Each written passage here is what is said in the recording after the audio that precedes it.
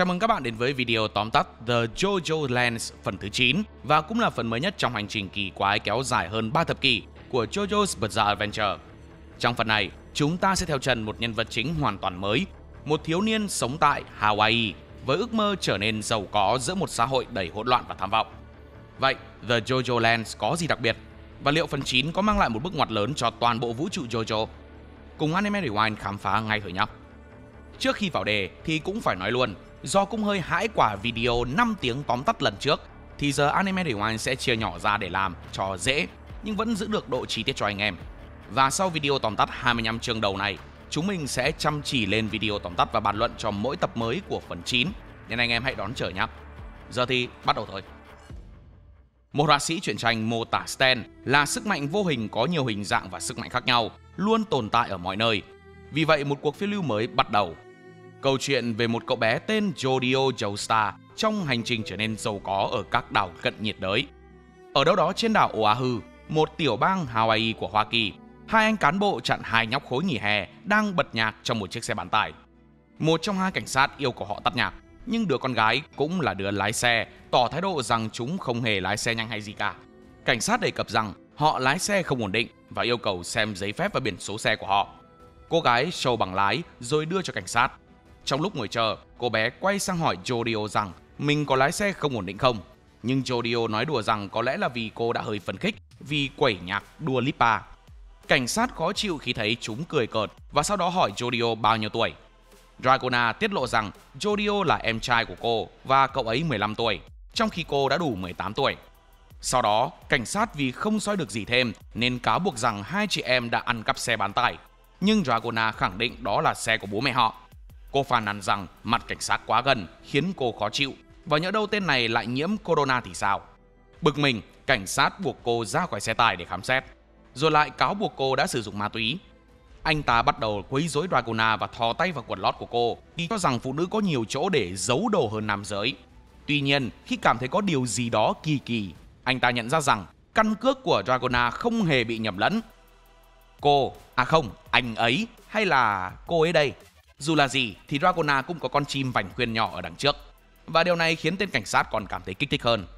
Jodio bước ra khỏi xe và đi về phía cảnh sát.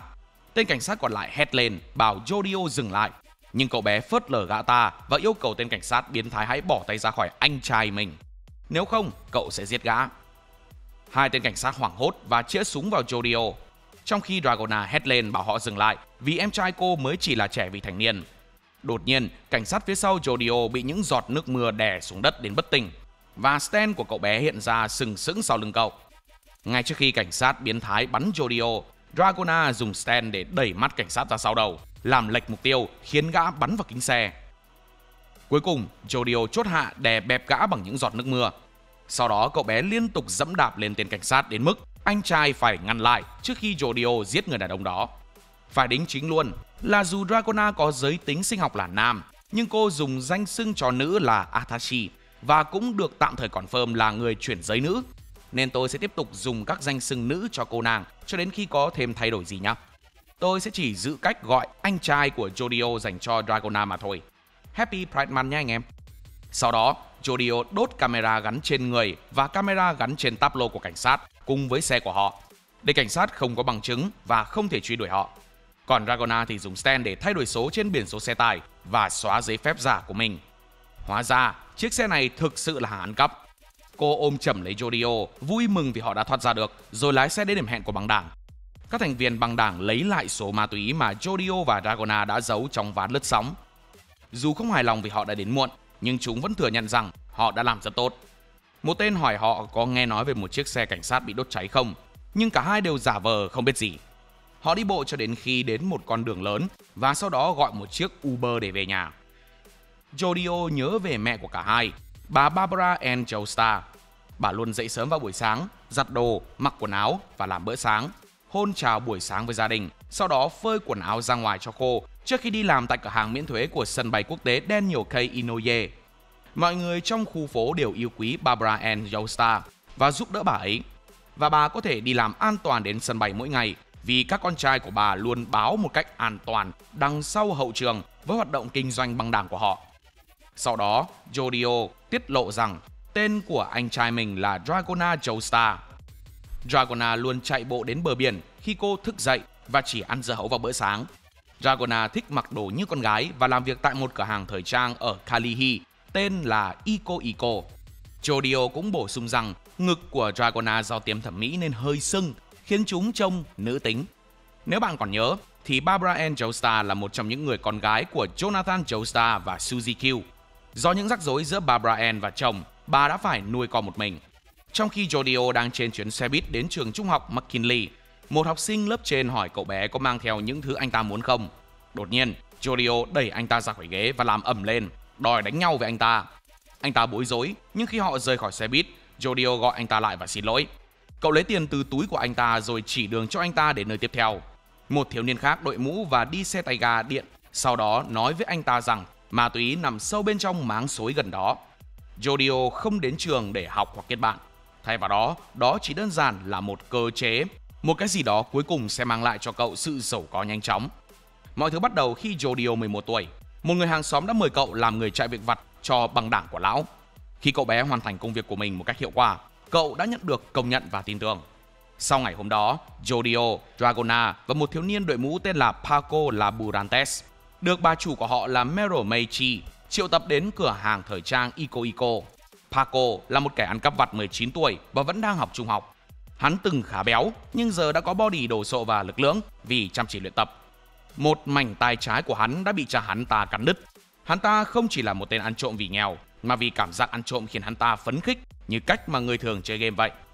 Trong lúc Paco cố gắng ăn cắp một khách hàng, thì Dragona đã ngăn hắn ta lại, nói rằng hắn không được làm loạn trong cửa hàng của cô. Paco đau đớn nói rằng mình sẽ trả lại ngay, sau đó rủ Dragona đi gym, tức là hắn ta đòi đi tẩn nhau một trận với cô. Meryl May thông báo với khách hàng của cửa hàng rằng họ sẽ đóng cửa sớm trong ngày. Ta không chỉ là bà chủ băng đảng của họ, mà còn là hiệu trưởng trường học và là chủ sở hữu của cửa hàng thời trang Iko Iko. Năm nay mới chỉ 49 tuổi. Trong mắt Jodio, là một người phụ nữ cực kỳ tài giỏi. Cô không bao giờ để lọt mất bất kỳ chứng cứ nào, đến cả họ cũng không biết được ta ở chỗ nào. Ra lệnh cho 3 thành viên băng đảng tắt điện thoại trước khi cho họ xem cái gì đó trên điện thoại của mình. Trên màn hình là một viên kim cương xanh tự nhiên 24 carat trị giá 6 triệu đô la. Nó thuộc sở hữu của một du khách Nhật Bản, sở hữu một biệt thự trên đảo lớn Hawaii. Người đang có kế hoạch ở lại đó thêm khoảng 12 ngày nữa. Nhóm của họ sẽ được chia 2%, trong khi Meryl May được chia 18%, sau khi họ bán viên kim cương trên thị trường chợ đen. Và dù vẫn hỏi ý bọn họ rằng có tham gia vào phi vụ này hay không, nhưng chỉ cần nhìn qua là đã thấy họ phấn khích đến nhường nào. Vậy là mọi thứ đã được chốt. Meryl May thông báo rằng họ sẽ đi theo nhóm 4 người. Sẽ đi theo cái tên học sinh mà Jodio và Paco đã bán ma túy cho lúc trước. Jodio và Paco khăng khăng rằng việc đưa một khách hàng buôn ma túy của họ là một ý tưởng tồi. Nhưng Meryl May đảm bảo rằng tên học sinh kia sẽ có ích cho họ. Tên của 3 stand được tiết lộ trong tập này là Jodio, November Rain, Dragona, Smooth Operators, Paco, The Hustle. Tiếp tục với cảnh một người phụ nữ đạp xe đến chỗ Jodio đang ngồi dưới tán cây. Cô ấy tự giới thiệu mình là bạn của Kate và hỏi cậu về ma túy, vì cô ấy có bài kiểm tra lớn vào cuối tuần. Nhưng Jodio không biết Kate là ai và bảo cô ấy biến đi. Khi người phụ nữ sắp đi tới, Jodio gọi lại hỏi cô ấy đã từ bỏ chưa. Cậu bảo cô ấy hãy bỏ tiền vào một lon cà phê trên một chiếc ghế dài gần đó. Đó là cách mà việc buôn bán của cậu hoạt động. Jodio kể rằng cậu chỉ bán hàng trong trường để an toàn hơn, nhưng Meryl May thường bảo cậu mở rộng sang những đối tượng khác như sinh viên đại học. Người phụ nữ hỏi cô ấy có thể mua được bao nhiêu gam với 100 đô la, nhưng Jodio từ chối trả lời trừ khi cô ấy trả tiền trước. Cô gái cũng kỳ kèo, yêu cầu tiền trao trả múc cùng lúc chứ không trả ngay. Điều này khiến Jodio nghi ngờ rằng cô ấy là cảnh sát, chỉ ra rằng chiếc xe đạp và mũ bảo hiểm của cô ấy trông rất đáng ngờ và có thể có gắn camera hoặc micro. Hơn nữa, cậu nghĩ rằng tên bán kem gần đó cũng là cảnh sát chim đang đi cùng cô ta, nên nếu cô ta không trả tiền thì cậu sẽ không nói gì cả. Bực mình, người phụ nữ tuyên bố cô không muốn mua hàng của Jodio nữa. Tuy nhiên trước khi rời đi, cô tiết lộ rằng cảnh sát không được phép nói dối nếu họ đang tiến hành điều tra bí mật. Nếu không, bất kỳ điều gì họ ghi lại bằng lời nói dối của mình đều không thể được nộp làm bằng chứng tại tòa. Và như thế thì hệ thống pháp luật sẽ tan vỡ. Cô ta xúi giục Jodio hỏi liệu cô có phải là cảnh sát không, nhưng cô ta phủ nhận và tuyên bố mình chỉ là sinh viên đại học bình thường khi cô ta thả tiền vào lon của Jodio. Hài lòng, Jodio bảo cô ta đi ngang qua bức tượng của vua Kamehameha. Sau khi cô ta đi qua, Paco đến bằng xe tay ga điện của mình rồi nói rằng cô ta đang dẫm lên hàng rồi đấy. Ngay khi cô ta tìm thấy túi ma túy dưới một chiếc lá, cô ta lập tức rút súng và huy hiệu cảnh sát từ mũ bảo hiểm ra, tiết lộ rằng cô ta thực sự là cảnh sát chìm của DEA. Cô ta bắt giữ họ trong khi cảnh sát xông ra khỏi xe bán kem để bắt giữ Jodio và Paco. Cô tiết lộ rằng đèn pha xe đạp của cô đã ghi lại âm thanh và video về mọi thứ Jodio vừa nói và làm. Và bây giờ họ cũng có bằng chứng xác thực với túi ma túy. Mục tiêu của họ là truy tìm tên trùm của băng đảng. Vì những thiếu niên này chỉ là những kẻ chạy việc vặt nên cô cảnh sát để họ lại cho đám cấp dưới rồi rời đi với túi ma túy. Lúc này một tên cảnh sát ghim chặt Jodio và hỏi liệu Jodio có nhớ gã ta không. Hóa ra đây chính là tên cảnh sát biến thái đã quấy rối Dragona hôm trước. Gã ta nói rằng đêm nào mình cũng mơ thấy người anh trai xinh đẹp của Jodio. Gã ta đe dọa sẽ đưa cả hai anh em vào một căn phòng tối và quấy rối họ. Mặc dù Jodio rất muốn giết họ, đặc biệt là gã biến thái, nhưng cậu quyết định sẽ thả họ đi và chỉ cần loại bỏ bằng chứng của họ bằng cách sử dụng November Rain. Mưa làm cho tất cả ma túy đổ ra ngoài nhưng không gây hại cho các cảnh sát ngoài việc làm ướt họ và làm thủng một lỗ nhỏ trên giày của họ. Nhưng vì không phải người dùng stand nên họ chẳng thấy được gì. Tất cả họ đều chạy trốn trong sợ hãi vì mưa. Paco vô cùng ngạc nhiên khi thấy khả năng của Jodio và rất ấn tượng. Jodio nhớ lại một khoảnh khắc trong quá khứ khi cậu buộc phải trả tiền cho buổi tham vấn tâm lý tại trường học của mình, nơi các nhà trị liệu tâm lý chẩn đoán cậu ta mắc chứng rối loạn nhân cách, chống đối xã hội, vì cậu có đến 18 trong số 20 tiêu chuẩn chẩn đoán. Mẹ của cậu, Barbara Ann, không tin vào chẩn đoán và yêu cầu hoàn lại tiền cho buổi sàng lọc. Jodio chắc chắn rằng cậu có thể trở nên hạnh phúc nếu chăm chỉ làm việc, nhưng cậu ghét phải chạm trán với những người như mấy tên cảnh sát không công bằng này. Tại sân bay Kona, thằng lính mới của nhóm đến và xin lỗi vì đã đến muộn vì chuyến bay của anh ta bị hoãn. Dragona bực mình vì việc chuẩn bị xe là công việc của tên lính mới này. Vì vậy cả ba người phải chờ anh ta. Tên lính mới nói rằng chỉ mới buổi chiều thôi mà, và anh ta biết một nơi cho thuê xe an toàn, không có lưu lại camera ẩn hoặc lịch sử đi đường. Paco hỏi tên của anh ta là gì. Jodio trả lời rằng đó là Usagi Alohaoe, 17 tuổi. Usagi nhiệt tình thể hiện rằng anh ta biết cả ba người họ. Paco nghĩ rằng anh ta có thể đang hai vì chơi đá, nhưng Dragona và Jodio tin rằng họ nên tin tưởng Meryl May vì ả ta chắc chắn về anh chàng này. Họ thuê được một chiếc xe trong ngày và lái đến biệt thự của mục tiêu. Dragona nói rằng người đó đã ở trong nhà họ một mình cả ngày và không có ý định ra ngoài mặc dù thời tiết bên ngoài rất đẹp. Paco bực bội vì phải ngồi chờ. Usagi vội nói là việc họ phải chờ không phải là lỗi do anh ta đã đến muộn. Jodio chỉ ra rằng ngay cả khi người đó không ra ngoài, vẫn có một khu vườn với một chiếc bàn cạnh bể bơi, có nhiều loại đồ uống, một chiếc khăn tắm và một chiếc iPad trên ghế. Điều đó có nghĩa là họ có thể ra ngoài để sử dụng hồ bơi. Biệt thự có 5 giường, 1 phòng làm việc, 6 phòng tắm và 1 tầng 2. Jodio cũng chắc chắn rằng chỉ có một người trong nhà, chủ nhà là người Nhật. Họ quyết định hành động khi người đó xuống hồ bơi, hy vọng sẽ tìm thấy viên kim cương trong vòng 15 phút. Paco có kế hoạch lục soát phòng ngủ chính của người đó trước, trong trường hợp có két sắt trong đó. Dragona yêu cầu họ đeo tai nghe và mặt nạ, cũng như không được nhắc đến bất kỳ tên nào khi họ nói chuyện không dây. Usagi quyết định gọi họ bằng mật danh có màu, đặt cho Dragona là Pink-chan và tự gọi mình là Blue, nhưng Paco thì có vẻ đếch quan tâm lắm. Usagi phát hiện một camera an ninh và yêu cầu Dragona nói tôi muốn cái camera và giải thích rằng anh không thể tự yêu cầu được. Cô làm theo và stand của Usagi cuối cùng đã lộ diện.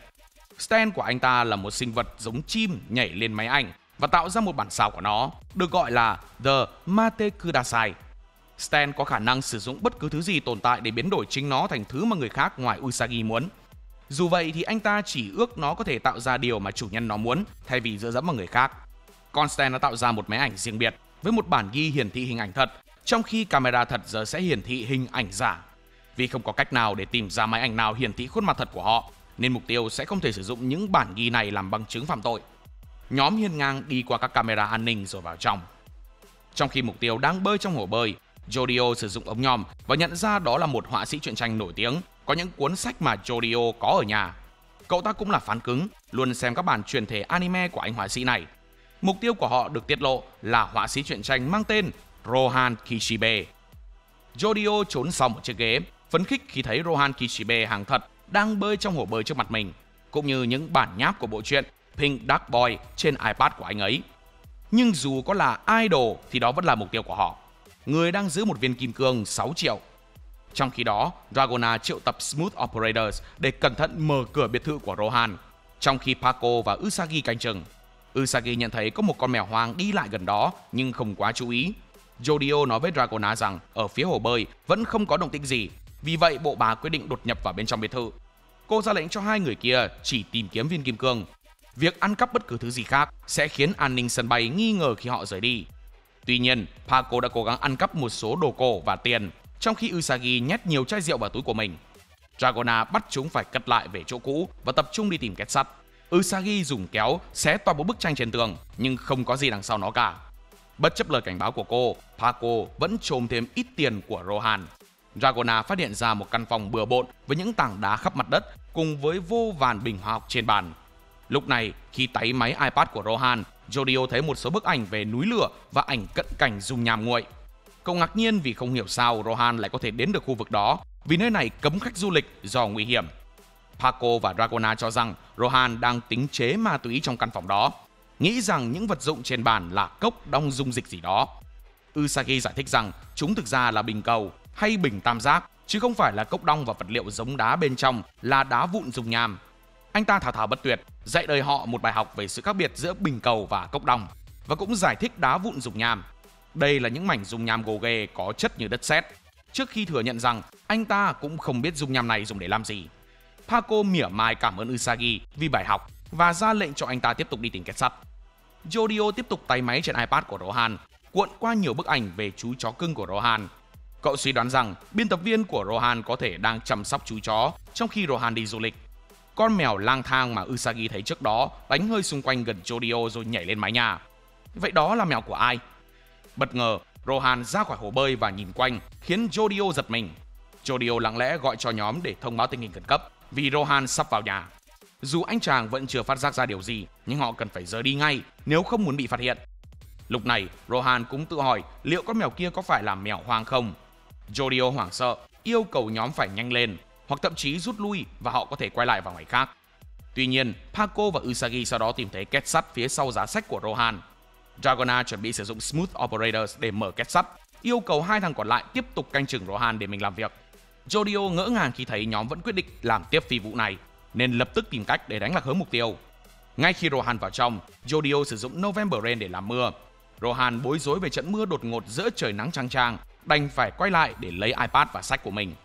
Khi anh ấy nhặt iPad, ngón tay của anh chàng bị đâm bởi một chiếc gai xương rồng từ một chậu cây sau ghế.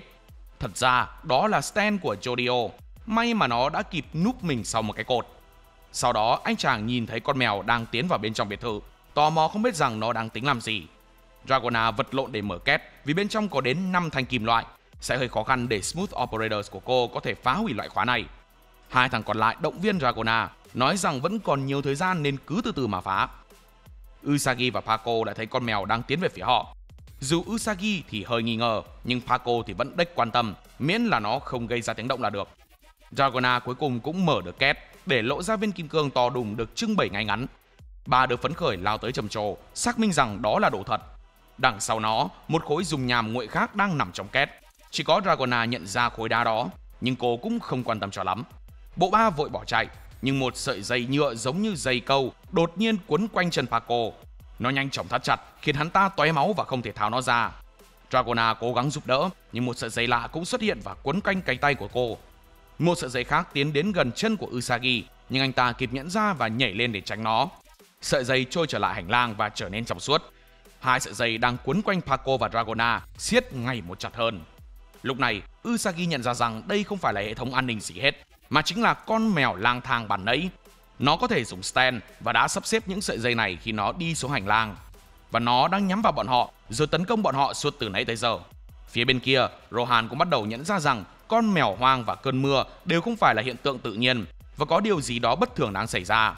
Đặc biệt là cái gai xương rồng kỳ lạ cắm trên tay anh chàng. Jodio vội gọi lại cho nhóm, cảnh báo rằng tất cả bọn họ đều gặp rắc rối vì Rohan có thể nhìn thấy Stan. Nhưng không ai phản hồi. Trong khi đó, Paco và Dragona đang vật lộn để thoát khỏi sợi dây Stan và yêu cầu Usagi tạo ra một chiếc kéo. Usagi bảo Dragona hãy yêu cầu để Stan của anh ta có thể tạo ra một chiếc kéo, nhưng cô chỉ có thể hét lên đau đớn khi sợi dây siết chặt quanh cổ tay của mình. Sau đó, Paco cố gắng cắt sợi dây quanh mắt cá chân, nhưng lưỡi kéo bị gãy. Sợi dây bền như thép không gì, ngay cả khi nó trông rất mỏng manh. Usagi cố gắng giải thích với họ rằng họ đang bị tấn công bởi một stand chứ không phải là một hệ thống an ninh. Nhưng Paco cho rằng điều đó thật điên rồ và vô lý nếu nghĩ rằng một con mèo đang phục kích họ bằng một cái bẫy dây. Trong khi Paco và Usagi tranh cãi về việc động vật cũng có thể có stand, Dragona lúc này mới nghe thấy tín hiệu từ cuộc gọi của Jodio. Cậu lo lắng kêu lên rằng Rohan vừa vào phòng khách. Dragona ra lệnh cho họ đeo mặt nạ và quyết định rời đi qua cửa sổ. Tuy nhiên những sợi dây tiếp tục siết chặt quanh chân Paco và tay Dragona. Vì vậy, họ không còn lựa chọn nào khác ngoài việc cố gắng tháo chúng ra trước khi đứt rời bộ phận cơ thể. Dragona thử triệu hồi Smooth Operators đi xuống dưới những sợi dây. Khi hình dạng của chúng thay đổi, cô dễ dàng đẩy những sợi dây ra khỏi tay mình. Paco nắm lấy lưỡi kéo bị gãy. Với lưỡi kéo kẹt giữa những sợi dây, hắn ta triệu hồi The Hustle để rung các cơ ở chân dưới của mình, đẩy lưỡi kéo lên trên. Lực của các cơ khiến lưỡi kéo đứt khỏi sợi dây, giải thoát bản thân khỏi cái bẫy. Khi họ sắp trốn thoát qua cửa sổ, Dragona nhận thấy ba lô của Paco không được kéo khóa và viên kim cương lăn xuống sàn sau lưng họ. Điều này khiến Dragona bối rối. Cô chắc chắn rằng chính tay mình đã đóng khóa kéo của túi. Ngay khi cô quay lại để lấy viên kim cương, Rohan đột ngột xuất hiện và chạm vào tay Dragona. Rohan rất ấn tượng khi Dragona có thể mở được két sắt của mình, nhưng đe dọa rằng họ sẽ gặp nguy hiểm nếu cô dám nhặt lại viên kim cương. Dragona lùi lại, không nhặt viên kim cương lên ngay mà nhìn Rohan với cảm giác thương hại, nói rằng họ sẽ phải trói anh ta lại ngay bây giờ. Nhưng Rohan giải thích rằng tình huống đó không thể xảy ra. Anh ta kích hoạt stand của mình, mở bàn tay của Dragona thành các trang của một cuốn sách. Qua việc đọc nó, anh ta biết được tên, tuổi, mục tiêu của Dragona và nói rằng tức là vẫn còn một người khác đang canh gác bên hồ bơi, người có thể đã gây ra cơn mưa ban nãy. Usagi sợ hãi, nhưng Rohan nói với họ rằng họ vẫn sẽ ổn vào lúc này. Mỉa mai chỉ ra rằng tất cả những gì họ làm chỉ là mở két sắt của anh ta và xé nát bức tranh gốc của anh ta. Nhưng anh ta tò mò rằng làm thế nào mà họ lại biết về viên kim cương này, và họ đã biết đến bao nhiêu % rồi. Rohan tiến đến gần họ, muốn đọc tất cả chúng bằng stand của anh ta, mang tên Heaven's Door để hiểu cách họ biết về sự tồn tại của viên kim cương. Đột nhiên, Paco nhảy lên và treo mình lên trần nhà bằng cách nhét cơ lưng vào lỗ thông hơi. Hắn ta túm lấy cổ Rohan, siết cổ anh ta. Rohan đẩy cánh tay anh ta ra, nhưng tay anh ta xuyên qua bắp tay của Paco. Usagi và Dragona sau đó nắm lấy dây buộc theo lệnh của Paco. Tuy nhiên, anh ta ném viên kim cương về phía Usagi. Khi viên kim cương nhảy từ tay Usagi sang tay Dragona, Rohan đã nhanh chóng biến Usagi thành một cuốn sách và khiến anh ta bay đi. Paco cố gắng siết chặt hơn, nhưng Rohan chạm vào cánh tay anh ta bằng tay kia, biến Paco thành một cuốn sách. Rohan đọc thông tin về bọn chúng như một cuốn sách. Anh ta biết về chủ nhân của họ, Meryl Meichi, và nhẹ nhõm vì mục tiêu của họ chỉ đơn giản là muốn tiền. Tuy nhiên, Rohan cảnh báo họ về tình trạng khó khăn hiện tại của họ. Viên kim cương lăn trên sàn, nhưng Dragona chắc chắn rằng mình đã bắt được nó và thậm chí vẫn có thể cảm nhận được nó trong tay, mặc dù trông như không có gì ở đó. Rốt cuộc, viên kim cương này ẩn chứa bí mật gì? Rohan đã vô hiệu hóa Paco và Usagi và trói họ bằng dây buộc mà họ mang theo. Trong khi đó, Dragona vẫn đang đứng đờ ra ở hành lang, sốc vì cô không thể bắt được viên kim cương. Rohan gọi cảnh sát và thông báo về vụ cướp. Cảnh sát bảo anh ta giữ máy cho đến khi họ đến, đưa điện thoại ra để chứng minh với Dragona rằng anh ta đang liên lạc với cảnh sát. Rohan nói rằng một chiếc xe tuần tra sẽ đến trong 10 phút nữa. Anh ta tiến về phía Dragona để ngỏ ý trói cô lại, vì như thế thì cùng lắm Dragona cũng chỉ vào tù thôi, chứ không gặp nhiều rắc rối thêm. Bắt đầu hoảng loạn, Dragona cố gắng nhanh chóng giật viên kim cương và bỏ vào túi rồi bắt đầu chạy trốn. Nhưng sau đó có thứ gì đó kêu leng keng trong một chiếc cốc trên bàn. Viên kim cương bằng cách nào đó đã tê lê đến và nằm gọn trong chiếc cốc, khiến cô lại câm lặng vì quá sốc khi làm mất nó. Tiền của Rohan lúc này cũng rơi ra khỏi túi của Paco. Tên họa sĩ truyện tranh bình tĩnh nhặt những tờ tiền, nói rằng tất cả đã trở lại với anh ta. Quá kinh hoàng, Dragona hỏi Rohan là ai. Rohan đáp trả rằng anh ta cũng nên hỏi những tên cướp của mình câu hỏi tương tự, vì chính họ mới là những kẻ đột nhập nhà anh ta trái phép. Anh ta tiến đến gần Dragona, người đang tê liệt vì sợ hãi. Tuy nhiên, trời bỗng dưng đổ mưa trong phòng khách. Khi Rohan quay đầu lại, mưa ngừng rơi, khiến toàn bộ phòng khách ướt đẫm.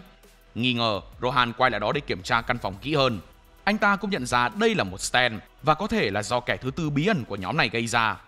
Rohan có phần ngạc nhiên vì kẻ này vẫn chưa chạy trốn. Sau đó anh ta phân tích tình hình. Sức mạnh này có độ phủ sóng khá rộng và thậm chí có thể điều chỉnh nơi mưa theo ý muốn của chủ nhân, dù là trong hay ngoài trời. Rohan cố gắng tìm ra sức mạnh chính xác của cơn mưa và tự hỏi tại sao kẻ thù của mình lại khiến trời mưa bên trong. Khi Rohan bước lên một tấm thảm, anh ta nhận thấy rằng mưa đã thấm vào đó. Anh ta quỳ xuống để chạm vào tấm thảm, nhưng sàn nhà đột nhiên sụp xuống, khiến anh ta rơi xuống một cái hố trên mặt đất. Bị bất ngờ, Rohan sau đó đã bị Jodio đột nhiên xuất hiện phía sau, trói cổ anh ta vào một hàng rào trắng trí và trói cả tay anh ta lại. Bất động, Rohan nhận ra cơn mưa đã phá hủy sàn bê tông bên dưới tấm thảm mà nó thấm vào, tạo ra một cái bẫy tạm thời. Đây là một stand điều khiển mưa. Jodio cởi trói cho Paco và Usagi. Cả hai đều đe dọa sẽ đánh Rohan vì tức giận. Tuy nhiên, Jodio ngăn cản họ, nói rằng cậu ta tôn trọng Rohan và cậu muốn ngày này vẫn là một ngày tuyệt vời. Bởi anh ta không chỉ đơn thuần là một gã nhà giàu, mà đó là mangaka cậu yêu thích. Dragona nói với Jodio rằng Rohan đã gọi cảnh sát, thậm chí anh ta còn biết tên và cả khuôn mặt của họ. Điều này sẽ khiến họ bị bắt trước cả khi kịp đến sân bay. Hơn nữa, cô chỉ vào viên kim cương và nói rằng cô không thể đánh cắp nó dù đã cố gắng hết sức. Tin tức này khiến cả lũ bối rối và Rohan thậm chí còn nói thêm rằng họ sẽ an toàn hơn nếu để anh ta bắt họ. Anh ta nói rằng nhóm hiện đang gặp nhiều nguy hiểm hơn vì họ đang bị truy đuổi. Tuy nhiên, Jodio vẫn tự tin rằng họ sẽ không sao cả. Cậu ta nhấc điện thoại của Rohan và ra lệnh cho anh ta gọi lại cho cảnh sát để nói với họ rằng anh ta đã nhầm về vụ trộm một cách cực kỳ lịch sự. Rohan từ chối và nói rằng điều đó cũng vô nghĩa thôi, vì một chiếc xe tuần tra đang chuẩn bị đến để kiểm tra tình hình. Điều này chỉ khiến Jodio mỉm cười. Sau đó cậu thiếu niên bắt đầu kể cho Rohan nghe về những gì cậu đã làm bên hồ bơi và cậu yêu thích tác phẩm của Rohan như thế nào. Chẳng hạn như truyện ngắn 4 vòng tròn của anh ấy. Sự ngưỡng mộ của cậu đối với tác phẩm của Rohan đã thúc đẩy cậu xem iPad của Rohan. Trong khi mọi người đang bối rối, Jodio giải thích rằng cậu đã thấy những bức ảnh về dung nham nguội mà Rohan đã chụp và sau đó thấy những mẫu dung nham mà Rohan đã cất giữ trong két sắt của anh ta. Lấy chiếc khay nhỏ đựng 2 viên nham thạch từ trong túi ra, Jodio nói rằng cậu biết những viên đá này rất có giá trị đối với Rohan và Rohan đã đến Hawaii để tìm chúng. Điều này khiến họa sĩ truyện tranh bị sốc. Cậu cũng nói rằng viên kim cương không phải là thứ quý giá nhất, mà thực chất là mấy viên nham thạch vụn này. Cuối cùng, Jodio đe dọa sẽ phá hủy những viên đá và ném chúng xuống biển nếu có bất cứ điều gì cản trở băng nhóm trở về Oahu, yêu cầu Rohan phải nghe theo lời mình. Để chứng minh cho quan điểm của mình, Jodio nghiền nát một trong những mẫu vật thành nhiều mảnh, khiến Rohan hoảng sợ và chửi ầm lên, đúng như những gì Jodio dự đoán. Những người còn lại trong nhóm thắc mắc rốt cục viên nham thạch có giá trị như thế nào, nhưng Jodio không biết câu trả lời, chỉ biết rằng nó có thể được sử dụng để chống lại Rohan. Jodio đặt một chiếc kéo và điện thoại di động gần Rohan, đưa ra một lời đề nghị hợp tác lần cuối. Trong khi đó, Dragono bảo Paco lấy viên kim cương vì cô cảm thấy không thể tự mình làm được nữa. Paco thản nhiên giật lấy viên kim cương và cả nhóm rời đi. Tuy nhiên, Rohan bảo Jodio đến nói chuyện riêng với anh ta. Đầu tiên, Rohan cảm thấy nhục nhã vì bị một nhóm trẻ con đánh, nhưng thừa nhận Jodio là một đối thủ thú vị. Thứ hai, Rohan bảo cậu thiếu niên giữ lại viên nham thạch cuối cùng này, nói rằng đó chắc chắn là viên đá duy nhất còn lại. Rohan tiết lộ với Jodio rằng nếu cậu ta sử dụng viên nham thạch một cách cẩn thận thì cậu sẽ có thể trở nên cực kỳ giàu có vì có một cơ chế bí ẩn nằm bên trong tảng đá. Rohan khuyến khích Jodio theo đuổi tham vọng của mình. Tò mò nhưng cũng hơi nghi ngờ, Jodio hỏi viên nham thạch là gì, nhưng Rohan nói rằng anh ta thích giữ bí mật. Rohan đồng ý hủy bỏ việc báo cảnh sát, cũng bày tỏ rằng mong sẽ gặp lại Jodio vào khi nào đó. Anh ta chúc Jodio có chuyến bay trở về an toàn và đưa cho cậu lời khuyên cuối cùng. Hãy giữ bí mật về viên nham thạch cho riêng mình, vì anh thấy bạn bè của Jodio không đáng tin cậy. Sau khi nghe tất cả những điều đó, Jodio chỉ lặng lẽ rời khỏi căn biệt thự. Jodio gặp lại nhóm của mình và nói với họ rằng vấn đề với đám cảnh sát đã được giải quyết. Sau đó, cậu bảo họ quay lại xe qua khu rừng rậm để về nhà. Usagi đột nhiên lấy ra một tờ giấy từ ba lô của mình và cho thấy một bức vẽ Pink Duck Boy gốc của Rohan mà anh ta đã lấy trộm trước đó. Anh ta yêu cầu Jodio định giá trị của nó vì anh ta chưa bao giờ đọc manga. Điều này khiến Jodio ghen tị, nhưng Usagi trêu cậu rằng anh ta sẽ không để Jodio có nó. Trong khi đó, Paco vẫn khoe viên kim cương trước mặt Dragona, nói rằng mình hoàn toàn có thể cầm nó mà không hề ấn gì, trong khi Dragona vẫn còn hơi dè dặt vì chuyện trước đó. Cả nhóm không hề biết, một con mèo lặng lẽ quan sát họ từ trên mái biệt thự của Rohan. Khi họ rời đi, một đàn mèo giống hệt nhau đang theo dõi họ. Jodio, Dragona, Paco và Usagi đang băng qua khu rừng sau khi cướp thành công viên kim cương quý giá trị giá 6 triệu đô của họa sĩ truyện tranh Rohan. Jodio vẫn tự hỏi rốt cuộc viên nham thạch này có giá trị ra sao. Cậu tự hỏi tại sao Rohan lại giao nó cho mình và những điều mà anh ta nói mang hàm ý gì. Thật ra Jodio cũng không có ý định làm bất cứ điều gì với nó, trừ khi nó mang lại tiền cho cậu. Đột nhiên, Paco vấp phải một cái rễ cây, buộc cả nhóm phải dừng lại, trong khi Paco và Jodio cố nhớ đường đến xe. Dragona nhận thấy viên kim cương đã rơi xuống đất. Điều này khiến Paco ngạc nhiên vì hắn chắc chắn rằng mình đã cất viên ngọc vào ba lô và kéo khóa rồi. Sau đó Jodio cũng nhìn thấy tác phẩm nghệ thuật quý giá mà Usagi đã đánh cắp trước đó rơi bên dưới mấy chiếc lá ở gần cậu. Bằng cách nào đó, bức vẽ đã rời khỏi ba lô của Usagi. Dragona cũng nhớ lại cách một số tờ tiền mà Paco đã đánh cắp rơi ra khỏi túi của hắn trước đó và nhận ra rằng đây không phải là vấn đề bất cẩn hay bất kỳ trò lừa nào của Rohan, mà đúng hơn là có vẻ như những món đồ quý giá đã bị kéo về phía viên nham thạch. Có vẻ như đó chính là giá trị của viên đá này. Bảo sao Rohan lại yêu quý nó đến thế? Vì Jodio đang cầm viên nham thạch. Dragona bảo cậu hãy cầm lấy viên kim cương, vì có thể như thế thì nó sẽ không rơi nữa. Tuy nhiên, khi Jodio đến gần viên kim cương, cậu chạm vào một sợi dây được giấu cẩn thận trong cỏ. Nó quấn quanh mắt cá chân của Jodio và nâng cậu ta lên, khiến cậu lơ lửng trên cây. Ngạc nhiên, Jodio thả viên nham thạch ra. Cậu thoáng thấy bóng dáng của con gì đó đang ẩn nấp xung quanh, ẩn sau thảm thực vật. Những người còn lại trong nhóm cũng ngạc nhiên không kém Jodio khi thấy cuộc tấn công bằng dây vẫn tiếp tục, ngay cả sau khi họ đã rời khỏi căn biệt thự của Rohan. Jodio cảnh báo họ rằng cậu nhìn thấy một con gì đó đang ẩn nấp xung quanh. Usagi lập tức nghi ngờ con mèo hoang mà anh ta nhìn thấy ở biệt thự. Paco gọi cuộc tấn công là hệ thống an ninh, nhưng Usagi khăng khăng rằng đó là một cuộc tấn công stand do con mèo phát động. Paco hỏi tại sao một con mèo lại tấn công họ, và trong khi Usagi không có câu trả lời cho điều này, anh chắc chắn rằng họ đang bị con mèo săn đuổi. Trong khi đó, sợi dây đang đâm vào chân Jodio ngày càng chặt, khiến Jodio không thể thoát ra được. Dragona tiến đến để giúp em trai mình, dù Usagi cố gắng cảnh báo cô rằng không nên đến gần nhưng đã quá trễ. Dragona vẫn bị mắc bẫy. Hai sợi dây khác lén lút tiếp cận Dragona từ phía sau, trói chặt vào nhau, rồi đâm thủng bụng cô. Paco lao đến cứu Dragona, nhưng khi hắn ta tóm lấy cô, những sợi dây bắt đầu tự khâu vào cánh tay anh ta, trói hai người lại với nhau. Jodio nhìn thấy nhiều sợi dây khác bay về phía họ từ phía ngược gió và cảnh báo nhóm. Cuối cùng, Paco cũng chịu thừa nhận đó là một cuộc tấn công stand. Đột nhiên, Paco nhận thấy Usagi đã biến mất cùng với viên kim cương, tác phẩm nghệ thuật và viên nham thạch. Nhìn thấy chiếc xe di chuyển đi xa, Paco tức giận nghĩ rằng Usagi đã bỏ trốn và lấy hết hàng hóa, bỏ mặc họ với số phận thê thảm này. Paco thề sẽ truy đuổi anh ta tới cùng sau khi họ thoát được. Khi những sợi dây tiến gần đến Paco và Dragona, Jodio vẫn còn lơ lửng trên cây, đã ước lượng khoảng cách giữa bản thân, cành cây mà cậu đang treo mình và thân cây. Hài lòng, cậu bảo Paco và Dragona chui xuống dưới mình rồi triệu hồi November Rain. November Rain tạo ra một trận mưa ngay bên dưới nó, đẩy những sợi dây lơ lửng xuống đất và làm chúng tan rã, trong khi Jodio che chắn cho Paco và Dragona. Jodio cố gắng đu về phía cây nhưng không thể bám vào vỏ cây. Trong khi đó, bộ ba mèo hoang lặng lẽ quan sát nhóm người. Treo mình trên cành cây, Jodio tự hỏi tại sao một con mèo lại tự dưng đi tấn công họ. Những sợi dây lơ lửng cắt qua cây cối và hướng về phía Paco và Dragona từ phía sau bụi cây, trong khi sợi dây trói hai người càng ngày càng siết chặt, khiến Dragona đau đớn. Dragona bảo em trai mình hãy bẻ gãy cành cây mà cậu đang bị treo, nhưng November Rain của Jodio không thể với tới vì nó quá cao. Jodio bị sốc khi nghĩ rằng con mèo đã cân nhắc đến khoảng cách của Jodio với cành cây khi tung ra đòn tấn công để cậu không thể thoát khỏi tình thế này. Chẳng lẽ chúng lại thông minh đến thế ư? Mục đích của chúng là gì? Liệu có chỉ đơn giản là săn mồi để ăn? Dù Jodio bảo hai người kia rằng đừng di chuyển ra khỏi khu vực bên dưới cậu, nhưng Paco vẫn liều mình, ngậm một chiếc kéo bằng mồm và tính sử dụng The Hustle để trèo lên cây bằng cơ lưng. Hắn ta cố gắng cắt đứt sợi dây từ mắt cá chân của Jodio bằng kéo, nhưng họ đột nhiên nhận ra rằng con mèo đã trèo lên cây. Họ cuối cùng cũng nhận ra không chỉ có một con mèo mà là 3 con. Và hơn thế nữa, không chỉ tấn công một cách bản năng, lũ mèo còn tính toán khoảng cách giữa họ để dồn họ vào đường cùng. Lũ mèo nhanh chóng vẫy đuôi, biến lông của chúng thành những sợi dây đã đeo bám họ. Đám dây tấn công Jodio, Paco và Dragona quấn quanh họ. Dragona cố gắng sử dụng Smooth Operators nhưng không thể đẩy được những sợi dây ra như lúc còn ở nhà Rohan. Bị siết cổ bởi những sợi dây, Paco và Dragona gần như bất tỉnh. Jodio xoay người và sử dụng November Rain để bắn mưa về phía trước, về phía một con mèo. Mưa bắn con mèo đi, nới lỏng một số dây đang bám quanh Paco và Dragona. Điều này khiến hai con mèo kia tức giận. Cả hai dồn lực tạo ra một bó dây lớn từ tất cả lông trên cơ thể chúng.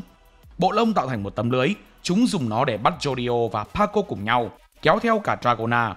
Khi Dragona hét lên vì tưởng chừng như mọi hy vọng dường như đã mất, chiếc xe mà họ thuê đâm vào cây, hất ngã những con mèo. Tấm lưới lỏng ra khi những con mèo mất thăng bằng.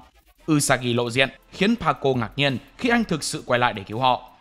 Usagi bảo Dragona hãy yêu cầu một tấm lưới để The Mate Kudasai có thể biến thành một trong số chúng. Paco hét lên bảo Usagi đừng chỉ đứng đó vì lũ mèo sẽ tấn công anh. Nhưng Usagi đã tiết lộ kế hoạch của mình. Lý do anh quay xe lại không phải là để chạy trốn.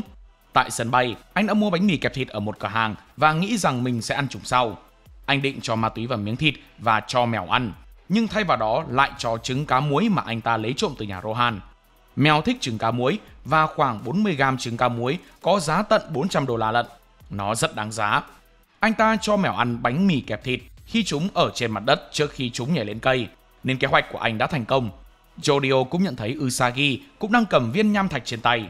Dragona cuối cùng cũng nói rằng mình muốn có một cái lưới, cho phép Mate Kudasai biến thành một cái lưới giống của lũ mèo. Hai con mèo lao về phía Usagi, nhưng anh ta thả viên nham thạch xuống đất, khiến hai con mèo trượt chân và ngã về phía nó. Bằng cách trở nên có giá trị sau khi được cho ăn trứng cá muối, những con mèo đã bị thu hút đến viên đá. Usagi đã bắt thành công cả hai con mèo bằng The Mate Kudasai ở dạng lưới. Jodio nhớ lại rằng Rohan đã dặn cậu là không được kể bất cứ điều gì cậu biết về viên nham thạch cho cái nhóm này. Tuy nhiên, cậu cũng đoán rằng ngay cả khi cậu không nói gì thì vẫn có thứ gì đó theo dõi Rohan trước khi nhóm Jodio đến biệt thự của anh ta. Ra khỏi khu rừng, cả nhóm đợi chuyến bay về nhà. Hai người phụ nữ trưởng thành đi đến bãi biển bắt đầu tán tỉnh Jojo, rủ cậu đi cùng trên chiếc xe 3 người của họ. Tuy nhiên, Dragona gọi anh ta đi để họ có thể lái xe đến một quán cà phê. Một vài cảnh sát đi ngang qua Jodio và chiếc xe thuê của cả nhóm nhưng không nói gì cả. Nghĩ rằng không có chuyện gì xảy ra, Paco thở phào rằng Rohan đã giữ lời hứa không báo cáo họ. Paco dẫn cả nhóm đến một khu ẩm thực gần sân bay vì họ còn 2 giờ nữa là lên máy bay. Hắn ta đến quán Chicken Fingers của Raising Cane's để mua đồ ăn và đồ uống cho họ, trong khi những người khác ngồi vào bàn. Usagi hỏi liệu Pink-chan, aka Dragona, có thể cho anh ta vay $20 không? Dragona bảo Usagi ngừng sử dụng cái tên Pink-chan vì cô thậm chí còn không mặc bất cứ thứ gì màu hồng, và lo lắng về việc chiếc xe thuê có được bảo hiểm hay không vì Usagi đã làm móp nó. Tuy nhiên, Usagi bảo Dragona đừng lo lắng về điều đó. Anh ta nói rằng mình không có tiền vì đã dùng hết tiền để mua bánh hamburger cho mèo ăn và tiếp tục xin $20. Dragona hỏi gia đình anh ta có nghèo không, khiến Usagi tiết lộ rằng cha anh ta đã chết vì bị xe buýt đâm khi đang làm công trình xây dựng ở Oahu. Vì vậy, mẹ anh ta hiện có tiền từ bảo hiểm. Ngạc nhiên là sau đó, Dragona đã đồng ý cho anh ta vay tiền. Usagi quyết định làm một thí nghiệm để xác định cách viên nham thạch thu hút những thứ có giá trị về phía nó và đặt hòn đá lên trên tờ $20.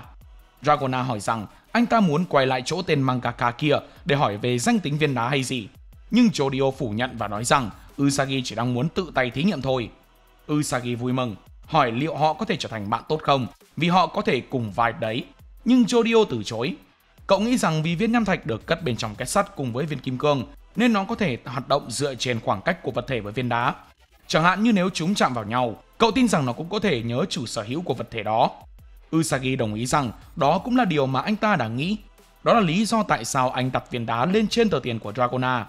Anh ta giải thích rằng viên kim cương, bức vẽ của Rohan và trứng cá muối đều bị kéo về phía viên nham thạch trước đó. Nhưng trứng cá muối không còn nữa vì nó đã được tiêu hóa trong dạ dày của lũ mèo và chúng chạy trốn vào rừng. 3 đến 4 phút đã trôi qua trong khi họ nói chuyện. Vì vậy anh ta bắt đầu thử nghiệm. Usagi vẽ biểu tượng của mình trên tờ $20 bằng bút rồi vo nát tờ tiền, ném xuống đất. Đột nhiên, một người đàn ông nhanh chóng giật tờ $20 ra khỏi mặt đất và dùng nó để mua thức ăn. Quá sốc, Dragona siết cổ Usagi đòi lại số tiền $20 mà cô vừa mất. Jodio tự hỏi liệu có phải do số tiền $20 không đủ giá trị không, vì đống trứng cá muối cũng đến khoảng $400 lận. Paco quay lại với soda cho cả nhóm, nhưng một con ruồi đột nhiên bay vào Sprite của hắn ta. Ghê tởm, hắn ta quay lại cửa hàng, dọa nhân viên bán hàng và được hoàn tiền lại cũng như một thức uống mới. Jodio và Usagi đều nhận thấy rằng tờ $20 mà anh ta cầm chính là tờ mà Usagi đã rút. Usagi, Jodio và Dragona vui mừng vì thí nghiệm của họ thành công, khiến Paco bối rối.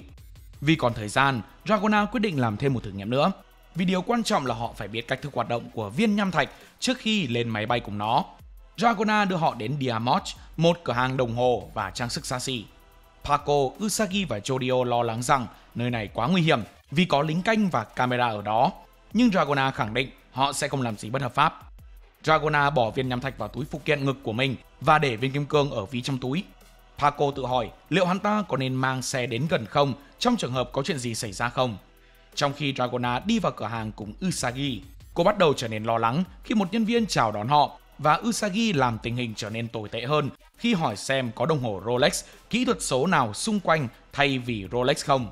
Điều này khiến nhân viên nghi ngờ họ. Dragona tháo một chiếc vòng tay ra khỏi cổ tay mình và nhét vào ví của cô để nhân viên có thể nhìn thấy viên kim cương, lừa anh ta tin rằng họ rất giàu có. Anh ta đồng ý để Dragona thử đồng hồ, đưa cả hai vào phòng. Khi Dragona thử những chiếc đồng hồ thời trang khác nhau trị giá hơn 40.000 đô la, nhân viên bán hàng đột nhiên gọi một nhân viên bảo vệ đến và hướng camera về phía Dragona và Usagi. Người bán hàng kính cẩn yêu cầu họ đặt nó trở lại bàn, nhưng Dragona không hiểu anh ta nói gì. Usagi chỉ ra rằng một trong 4 chiếc đồng hồ trên mặt bàn đã mất, mặc dù Usagi và Dragona thậm chí không chạm vào nó. Trong khi đó, Paco rất muốn được ăn con gà mà hắn ta đã mua, vì những con gà từ đảo Hawaii được nuôi trên núi cao khiến chúng ngon hơn. Mặc dù trước đó Jodio nghĩ rằng không cần thiết phải lo lắng cho hai người kia. Cậu nói với Paco rằng tốt hơn hết là nên di chuyển chiếc xe gần cửa hàng trang sức kia. Khi Jodio sắp đưa tay vào túi đựng thức ăn, cậu nhận thấy có thứ gì đó khác bên trong và làm rơi túi xuống bàn. Jodio hoảng hốt cố gắng nhìn xung quanh nhưng không thấy ai cả. Cậu nhận ra rằng đó là một lời cảnh báo rằng có người đang theo dõi họ trong rừng và ẩn núp gần biệt thự của Rohan suốt thời gian trước khi nhóm họ đến đó. Người chủ nhân của những chú mèo. Jodio nghĩ rằng họ đến để lấy lại viên nham thạch. Paco sau đó nhìn vào túi chỉ để thấy rằng nó chứa mấy cái đầu bị chặt của 3 con mèo kia. Khi đang trên xe buýt, Barbara gọi điện cho Jodio hỏi anh và Dragona đang ở đâu, vì Dragona không nghe máy.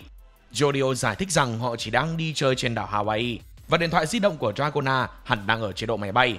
Barbara hy vọng rằng họ không đi chơi với Paco, vì bà nghe tin đồn rằng hắn ta đã ngồi tù khoảng 1 năm. Bà chuyển chủ đề sang hỏi họ nên ăn gì vào bữa tối, rồi cuối cùng chọn món gà burrito khi Jodio bảo chọn bất cứ thứ gì.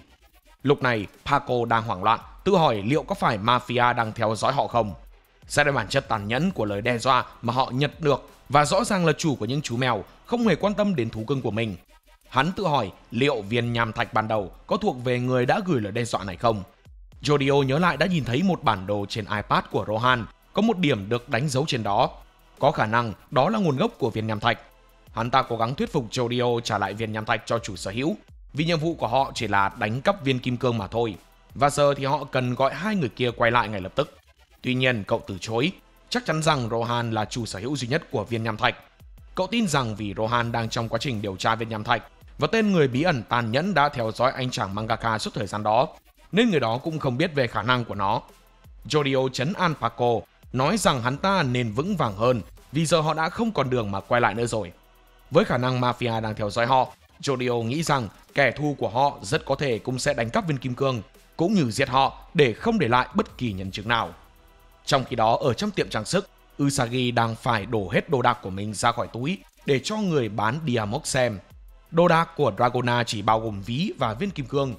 Nhân viên bán hàng và nhân viên bảo vệ cố gắng tìm kiếm khắp nơi, hỏi xem họ có thể giấu chiếc đồng hồ ở đâu. Dragona không biết chuyện gì đã xảy ra với nó. Cô tự hỏi liệu chiếc đồng hồ có tự di chuyển không, và nếu thế thì nó đã đi đâu. Dragona cũng đã chạm vào cả 4 chiếc đồng hồ, vì vậy cô không hiểu tại sao chỉ có một chiếc biến mất. Nhân viên bán hàng đe dọa sẽ gọi cảnh sát, mặc dù Usagi và Dragona cố gắng cầu xin anh ta đừng làm vậy. Họ đe dọa rằng họ mới chỉ đang vị thành niên và chẳng hề làm gì sai, nên nếu không có bằng chứng mà đã báo cảnh sát thì người sai là gã nhân viên chứ không phải họ. Nhân viên bán hàng đành hứa sẽ thả họ đi chỉ khi họ xem các bản ghi trên camera của họ và thấy rằng không có bằng chứng nào cho thấy họ là kẻ trộm. Bản ghi đầu tiên không cho thấy gì do điểm mù trên máy quay, nhưng góc quay của máy quay thứ hai cho thấy chiếc đồng hồ trượt dưới cổ tay của Dragona. Quá sốc, cô nhìn vào túi mặt dây chuyền của mình và thấy chiếc đồng hồ được Smooth Operators giữ bên trong cùng với viên nham thạch. Nhân viên bán hàng tin rằng Dragona đã móc chiếc đồng hồ vào vòng tay của cô và giấu nó bên trong mặt dây chuyền. Nhưng Dragona không nhớ đã sử dụng Smooth Operators để làm điều đó. Cô nhớ lại lúc viên kim cương lăn vào một chiếc cốc ở biệt thự của Rohan, tự hỏi liệu đó có phải là điều mà bản thân đã làm trong vô thức không. Các nhân viên bảo vệ cố gắng kiểm tra cơ thể Dragona, nhưng chỉ tìm thấy viên nham thạch bên trong mặt dây chuyền. Tất cả đều ngạc nhiên khi thấy chiếc đồng hồ bị mất. Usagi ngắt lời để chỉ ra rằng chiếc đồng hồ bị kẹt vào dây giày của nhân viên bán hàng. Đột nhiên, chiếc đồng hồ bắt đầu trượt khỏi chân gã ta và hướng đến thang máy bên ngoài phòng.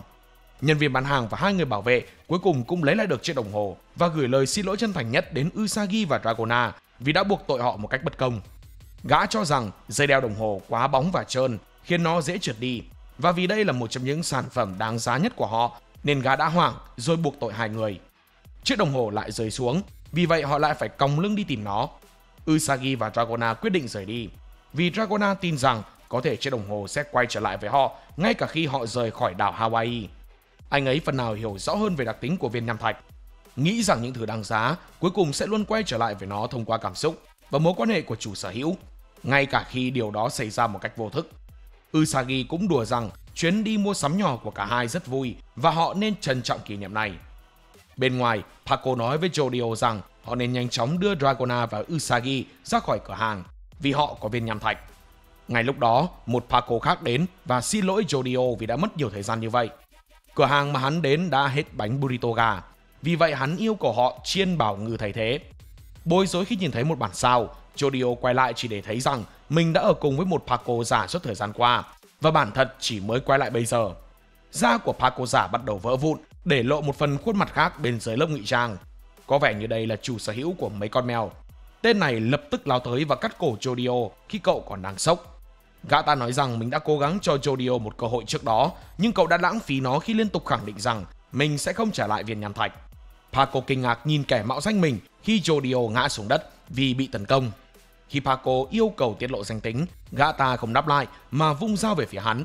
Paco nhanh chóng đỡ đòn bằng cách sử dụng The Hustle để lấy khai thức ăn trên cánh tay của mình, dùng nó làm khiên. Paco kích hoạt stand của mình một lần nữa, ra lệnh cho nó làm việc, khiến các cơ của hắn rung lên. Hắn đấm vào mặt kẻ mạo danh mình trước khi túm lấy một chiếc ghế bằng lưng và ném nó, hất Paco ra vào một đống ghế và bàn.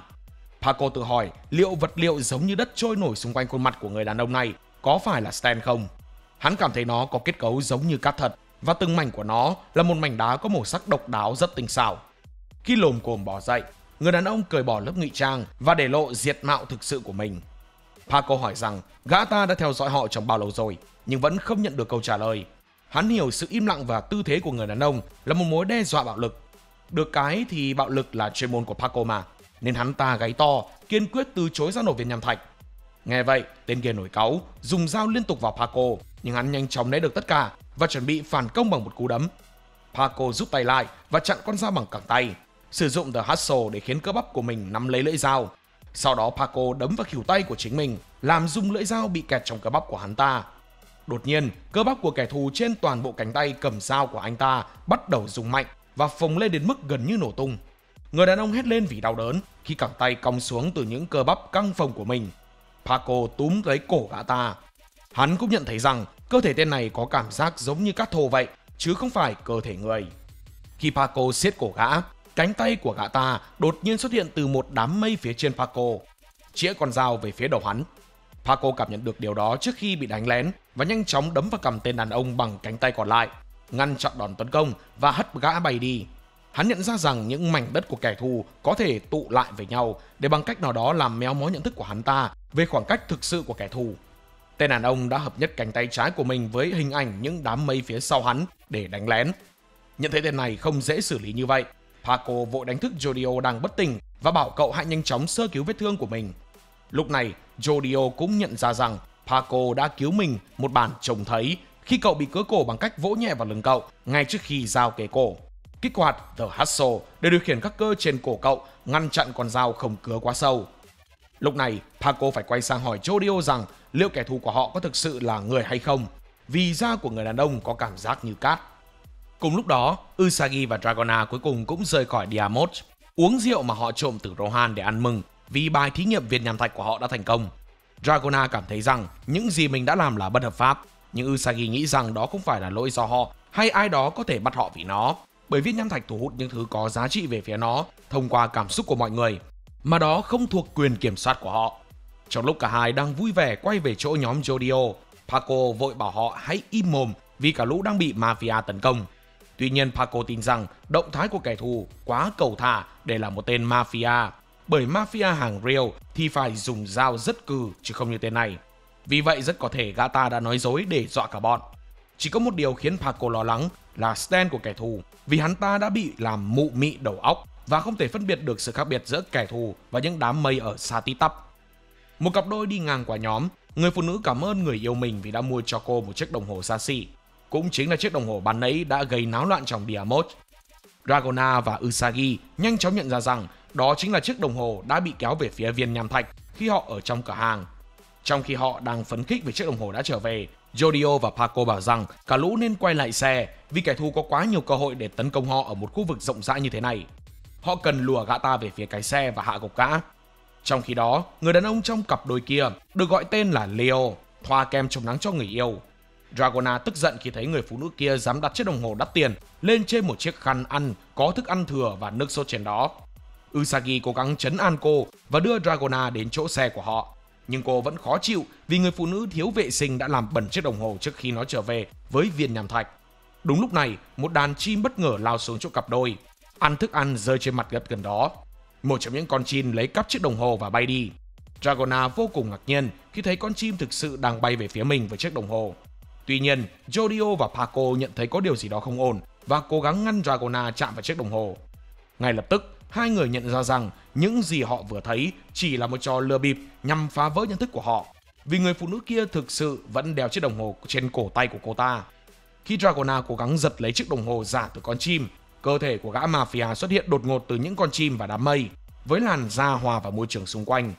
Jodio, Paco và Usagi kinh hoàng nhìn chiếc đồng hồ giả và những con chim vỡ vụn hòa vào cơ thể hắn, cùng lúc hắn đâm vào cổ Dragona bằng con dao của mình và lấy đi chiếc túi đựng viên nham thạch trên ngực cô. Dragona ngã gục, mất rất nhiều máu do vết thương sâu ở cổ. Jodio vội vã chạy đến cứu anh trai mình, cố gắng sơ cứu vết thương bằng tay. Cậu nhanh chóng kích hoạt November Rain để ngăn cho tên kia có thể trốn thoát và thành công trong việc làm chân gã bị thương, khiến gã ta ngã xuống. Dần mất đi ý thức, Dragona tuyệt vọng triệu hồi Smooth Operators để thực hiện một ca phẫu thuật khẩn cấp cho chính mình. Dragona triệu hồi Smooth Operators để loại bỏ vết thương trên cổ mình. May mắn là cuối cùng thì Stan cũng thành công chuyển vết thương của cô sang một chai rượu, khiến nó vỡ tung. Usagi vô cùng nhẹ nhõm khi thấy cô vẫn ổn.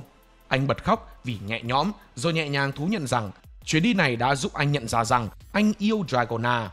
Tuy nhiên, Dragona từ chối anh bằng cách nói rằng cả mình và em trai đều không quan tâm đến loại chuyện đó cho lắm. Cô lập tức đổi chủ đề, nói rằng họ không thể để tên trộm viên nham thạch trốn thoát, bởi họ đến hòn đảo này là để kiếm tiền. Paco giải thích rằng sẽ rất khó để theo dõi gã ta vì stand của gã làm rối loạn nhận thức và góc nhìn của họ. Vì vậy, họ thậm chí còn không thể biết gã có đang đi trên mặt đất hay không. Usagi yêu cầu Dragona ước một máy giò kim loại để The Mateku Dasai biến hình, cho phép họ phát hiện ra con dao mà tên trộm đã mang theo. Thêm vào đó, Paco chỉ ra rằng Jodio đã làm bị thương chân phải của gã kia bằng November Rain, để lại một vệt máu trên mặt đất.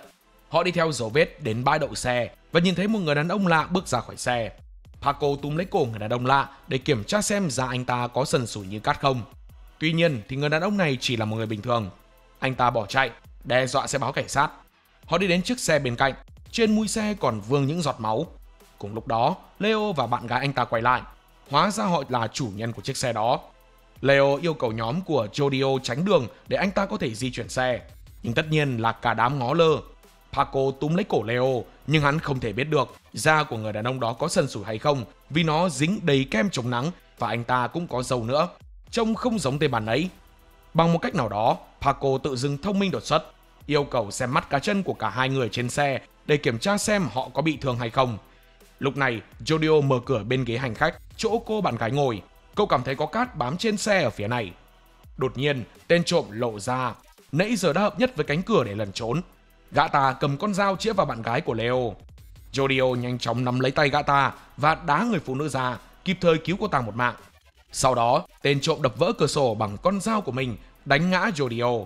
Khi Jodio triệu hồi November Rain, Leo hét vào mặt cậu vì cho rằng Jodio đã làm hại bạn gái anh ta và làm vỡ cửa sổ xe. Kẻ thù lại biến mất trước sự bất lực của cả nhóm. Leo tiếp tục mắng mỏ họ. Vì vậy, Paco đe dọa sẽ thực sự làm anh ta bị thương nếu anh ta không cầm cái mồm lại. Lần này thì không có dấu vết máu nào ở bất cứ đâu nữa, khiến họ rơi vào vô định khi không thể xác nhận được hướng đi của kẻ thù. Đột nhiên, chiếc đồng hồ của bạn gái Leo rơi khỏi tay cô ta và lăn về phía biển. Leo cố nhặt nó lên, nhưng nó cứ thoát khỏi tay anh ta, như thể nó đang chạy trốn, khiến bạn gái anh ta tức giận. Leo cũng cuống cuồng hết cả lên vì chiếc đồng hồ này trị giá tới 80.000 đô. Nhận thấy rằng món đồ có thể đang quay về phía có viên nham thạch, Dragona vội lôi viên kim cương ra, thấy được rằng ngay cả viên kim cương cũng đang lăn về phía bãi biển. Bị dụ về phía viên nham thạch, Usagi tự hỏi làm sao họ có thể hy vọng tìm thấy gã nếu gã đang ẩn trong nước. Nhưng Jodio nói họ vẫn có thể dồn tên trộm vào chân tường bằng cách dụ gã tấn công họ. Họ sử dụng viên kim cương như một radar để xem hướng gã ta đang đi. Paco cảnh báo Dragona phải cẩn thận và không được làm rơi nó xuống nước. Lúc này, Paco hỏi Jodio về phạm vi stand của cậu. Cậu trả lời rằng November Rain có bán kính 3m và chiều cao 4m, nhưng mưa chỉ có thể chạm tới mặt nước chứ không thể xuyên qua được. Paco quyết định kiểm tra bè cao su và cam đoan rằng sẽ tóm cổ nếu tên xấu xí kia xuất hiện. Usagi lo lắng, anh ta cảm thấy kẻ thù của họ quá nguy hiểm đối với một đám nít danh như bọn họ. Nhưng Dragona tự tin rằng họ sẽ là người chiến thắng, miễn là họ không để nỗi sợ hãi chế ngự họ. Hợp nhất với một vệt nước, tên trộm lại đột ngột xuất hiện phía sau Paco, chuẩn bị đâm hắn, nhưng cả nhóm đã kịp thời phát hiện, khiến gã không thể ra tay ngay. Gã biến mất trong giây lát, rồi xuất hiện trở lại và chém vào chân trái của Paco. Trước khi gã ta có thể đâm thủng cổ Paco, Jodio đã dùng tay kẹp lấy cổ gã từ phía sau và kéo gã xuống nước. Tên trộm gào lên rằng gã ta đã đủ tử tế để cho Jodio một cơ hội trước đó để buông bỏ viên nham thạch. Rồi gã xoay người, chuẩn bị cắt cổ Jodio, nhưng November Rain kích hoạt và nghiền nát gã bằng những giọt nước mưa của nó, làm vỡ con dao làm đôi. Jodio và kẻ thù chìm sâu trong nước, nhưng người đàn ông lại chiếm thế thượng phong và ghim Jodio xuống, kề lưỡi dao gãy vào cổ Jodio, bởi November Rain không có tác dụng dưới nước, khiến ba người còn lại lo lắng. November Rain của Jodio vẫn tiếp tục đổ xuống, nhờ vậy mà Usagi hiểu được thông điệp và giúp cậu bằng cách đá một chiếc bè hơi về phía đó. Khi chiếc bè chìm xuống sau lưng Jodio, cậu cố gắng hít thở không khí từ bong bóng chảy ra từ các lỗ trên chiếc bè do November Rain làm thủng. Jodio kiên nhẫn chờ đợi xem kẻ thù có thể chịu được bao lâu mà không thở. Dragona cho rằng Jodio sẽ ổn thôi vì cô rất tin tưởng thằng em mình. Paco đột nhiên nói rằng mặc dù hắn nói sẽ giết đối thủ của họ trước đây, nhưng giờ thì hắn muốn biến gã ta thành đồng minh của mình. Cũng chẳng hiểu kiểu gì, nhưng Paco có cảm giác rằng anh chàng này thực sự có thể là một người tốt. Mặc dù Jodio đã nhìn thấy đầu của 3 con mèo trong túi trước đó, Paco đã kiểm tra lại và thực tế thì đó chỉ là 3 củ khoai tây. Điều đó có nghĩa là người đàn ông đó chỉ giả vờ giết những con mèo bằng cách sử dụng khả năng của mình như một trò lừa. Paco nghĩ rằng đây có thể là tình huống đôi bên cùng có lợi cho cả hai, vì anh chàng này có lẽ cũng biết nhiều về viên nham thạch hơn Rohan. Hắn bảo Dragona hãy báo cho Jodio rằng không được để người đàn ông đó chết đuối. Trong khi đó, một người đánh cá đang ngủ thức dậy và thấy một con cá mắc vào cần câu của mình. Bên trong miệng con cá là chiếc đồng hồ đắt tiền đã lăn đi bàn nãy. Trong khi Leo vẫn đang tuyệt vọng đi tìm chiếc đồng hồ, bạn gái anh ta đã mắng anh ta và đổ lỗi cho anh ta vì đã đá nó xuống biển. Cô bỏ Leo lại phía sau, đi nhờ xe của người khác và đá anh chàng giàu có nhưng đần độn này. Đảo Hawaii được giới thiệu với lượng mưa trung bình là 30mm vào tháng 8. Nơi đây có ngọn núi cao nhất trái đất Mauna Kea cùng với 2 ngọn núi lửa nữa là Mauna Loa và Hualalai. Mặc dù Hualalai đã yên tĩnh kể từ khi phun trào vào năm 1801, nhưng đây vẫn được coi là một ngọn núi lửa đang hoạt động và không có sông trên khu vực đó. Một cảnh hồi tưởng cho thấy tên trộm lừa đảo cùng em trai của gã, Mauka, đang đua xe đạp trên một thung lũng ở Hualalai. Gã chế giễu Mauka vì quá chậm, khiến cậu bé hỏi tại sao gã ta lại phấn khích như vậy và liệu gã có đang lên kế hoạch tham gia cuộc thi 3 môn phối hợp Ironman hay không. Gã không trả lời mà cười phá lên rồi nói rằng họ sẽ đua bơi 2 dặm khi họ đến bãi biển. Đột nhiên, một cái cây đổ nằm trên đường đi của họ khiến gã phải tranh nó bằng cách nhảy lên và cảnh báo cho em trai mình về một cái cây đổ khác ở phía trước. Nhưng không có ai đáp lại gã. Gã quay đầu rồi nhận ra Mauka không còn ở trên xe đạp của cậu bé nữa. Gã ta xuống xe và hoảng loạn nhìn xung quanh, gào tên em trai mình trong tuyệt vọng. Cuối cùng gã ta tìm thấy một nguồn nước trào ra trên mặt đất, mặc dù không có bất kỳ dòng sông hay nguồn nước nào trên Hualalai. Mauka yếu ớt gọi anh trai mình từ bên trong một ống dung nham trước khi dường như bị kéo vào bên trong và biến mất trong sự đau đớn của anh trai cậu. Hiện tại, Dragona và Usagi đang ở sân bay Kona mua sắm đồ lưu niệm để mang về cho Barbara. Dragona hy vọng mua được thứ gì đó khoảng $30 thôi. Usagi gợi ý hạt maca hoặc hạt cà phê Kona, nhưng cô nói rằng mẹ mình bị dị ứng với các loại hạt. Trong khi đó, Jodio đang thư giãn trên ghế tại sân bay với người đàn ông mà cậu ta vừa mới nhấn chìm trước đó. Họ trò chuyện thân mật, như thể đã quen nhau hơn chục năm. Trong khi cả hai đang cười cợt, Paco xuất hiện và nói rằng họ cần hỏi những cái quan trọng hơn.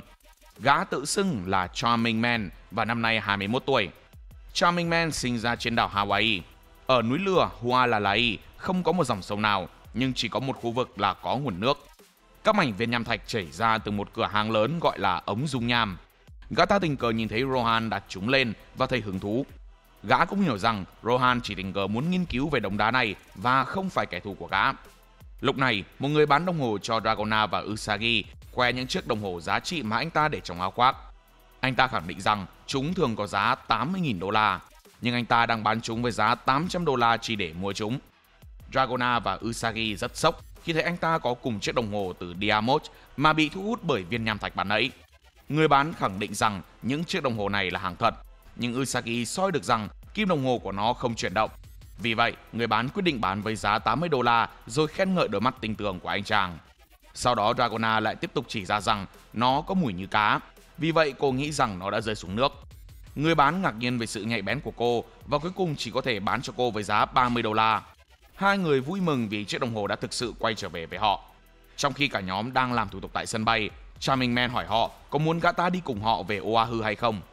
Paco đồng ý rằng gã phải đi nếu gã cũng muốn viên nham thạch, cảnh báo rằng gã không được mang bất kỳ vũ khí nào lên máy bay. Tuy nhiên, Charming Man không tin rằng họ có thể làm giàu bằng viên nham thạch, nghĩ rằng họ sẽ hiểu khi mỗi người trong số họ bắt đầu tách nhau ra. Cảnh quay lại về quá khứ, khi Mauka rơi vào ống dung nham, Charming Man ngay lập tức báo cảnh sát để giải cứu. Tuy nhiên, các cảnh sát không tiến hành tìm kiếm kỹ lưỡng mà đã tính rời đi, khiến Charming Man phát cáu, yêu cầu họ nhanh chóng tìm kiếm em trai mình. Charming Man khẩn thiết cầu xin họ cứu em trai mình, nhưng một cảnh sát đã gạt đi, nói đùa rằng Mauka có thể đang ở trong thành phố, đang thưởng thức pizza với một cô gái. Mặc dù Charming Man khăng khăng rằng em trai mình đã trượt vào ống, cảnh sát đã phản bác, nhắc lại rằng không hề có nước ở gần khu vực này. Thay vào đó, viên cảnh sát nhắc đến một cuộc cãi vã giữa Charming Man và Mauka tại trang trại của gia đình họ vào một ngày trước đó. Hỏi liệu hai người họ có thường xuyên đánh nhau không, vì Mauka còn là trẻ vị thành niên. Charming Man cãi rằng đó là một cuộc cãi vã bình thường giữa anh em mà thôi. Hơn nữa, cảnh sát còn nhấn mạnh đến việc Charming Man từng làm bị thương một cảnh sát trên đường cao tốc 180 và bị bắt giữ. Charming Man thừa nhận rằng gã đã vi phạm luật giao thông vào thời điểm đó, nhưng cảnh sát đã tự làm mình bị thương khi túm lấy làn da thô ráp của Charming Man. Đây là đặc tính bẩm sinh của gã, chứ gã không hề cố ý. Dù vậy, cảnh sát vẫn ám chỉ Charming Man có tội, thậm chí còn nói mỉa mai rằng gã phải hối lộ nếu muốn tìm kiếm em trai và cảnh báo gã ta về hậu quả của việc xâm phạm tài sản riêng, vì đây là đất của công ty Howler. Theo thời gian, Charming Man vẫn tiếp tục tìm kiếm em trai mình tại núi lửa nhưng vô ích. Rồi một ngày, gã chứng kiến Rohan xuất hiện rồi liên tục giải và thu thập những tờ đô la xung quanh. Sau đó Rohan nhặt những viên nham thạch từ bên dưới những tờ tiền. Những viên đá này đến từ một ống dung nham trên dốc, cũng chính là nơi Mauka đã rơi xuống, khiến Charming Man tự hỏi liệu có mối liên hệ nào giữa viên nham thạch và sự biến mất của em trai mình không. Cả nhóm đến Iko để đưa cho Meryl Meichi viên kim cương và mọi thứ chúng đã đánh cắp. Cô ả chúc mừng chúng vì đã đánh cắp được viên kim cương thật. Mặc dù ả đã nói rõ ràng là không được ăn trộm gì ngoài nó, nhóm cũng đã lấy được bản vẽ của Rohan, một chai rượu vang hảo hạng và một chiếc đồng hồ hỏng, và vì không ảnh hưởng cho lắm nên Meryl không phản đối. Và đúng như lời hứa, ả phân phát chế lệ phẩm cho nhóm khiến Usagi đặc biệt xúc động khi kiếm được tiền lần đầu tiên.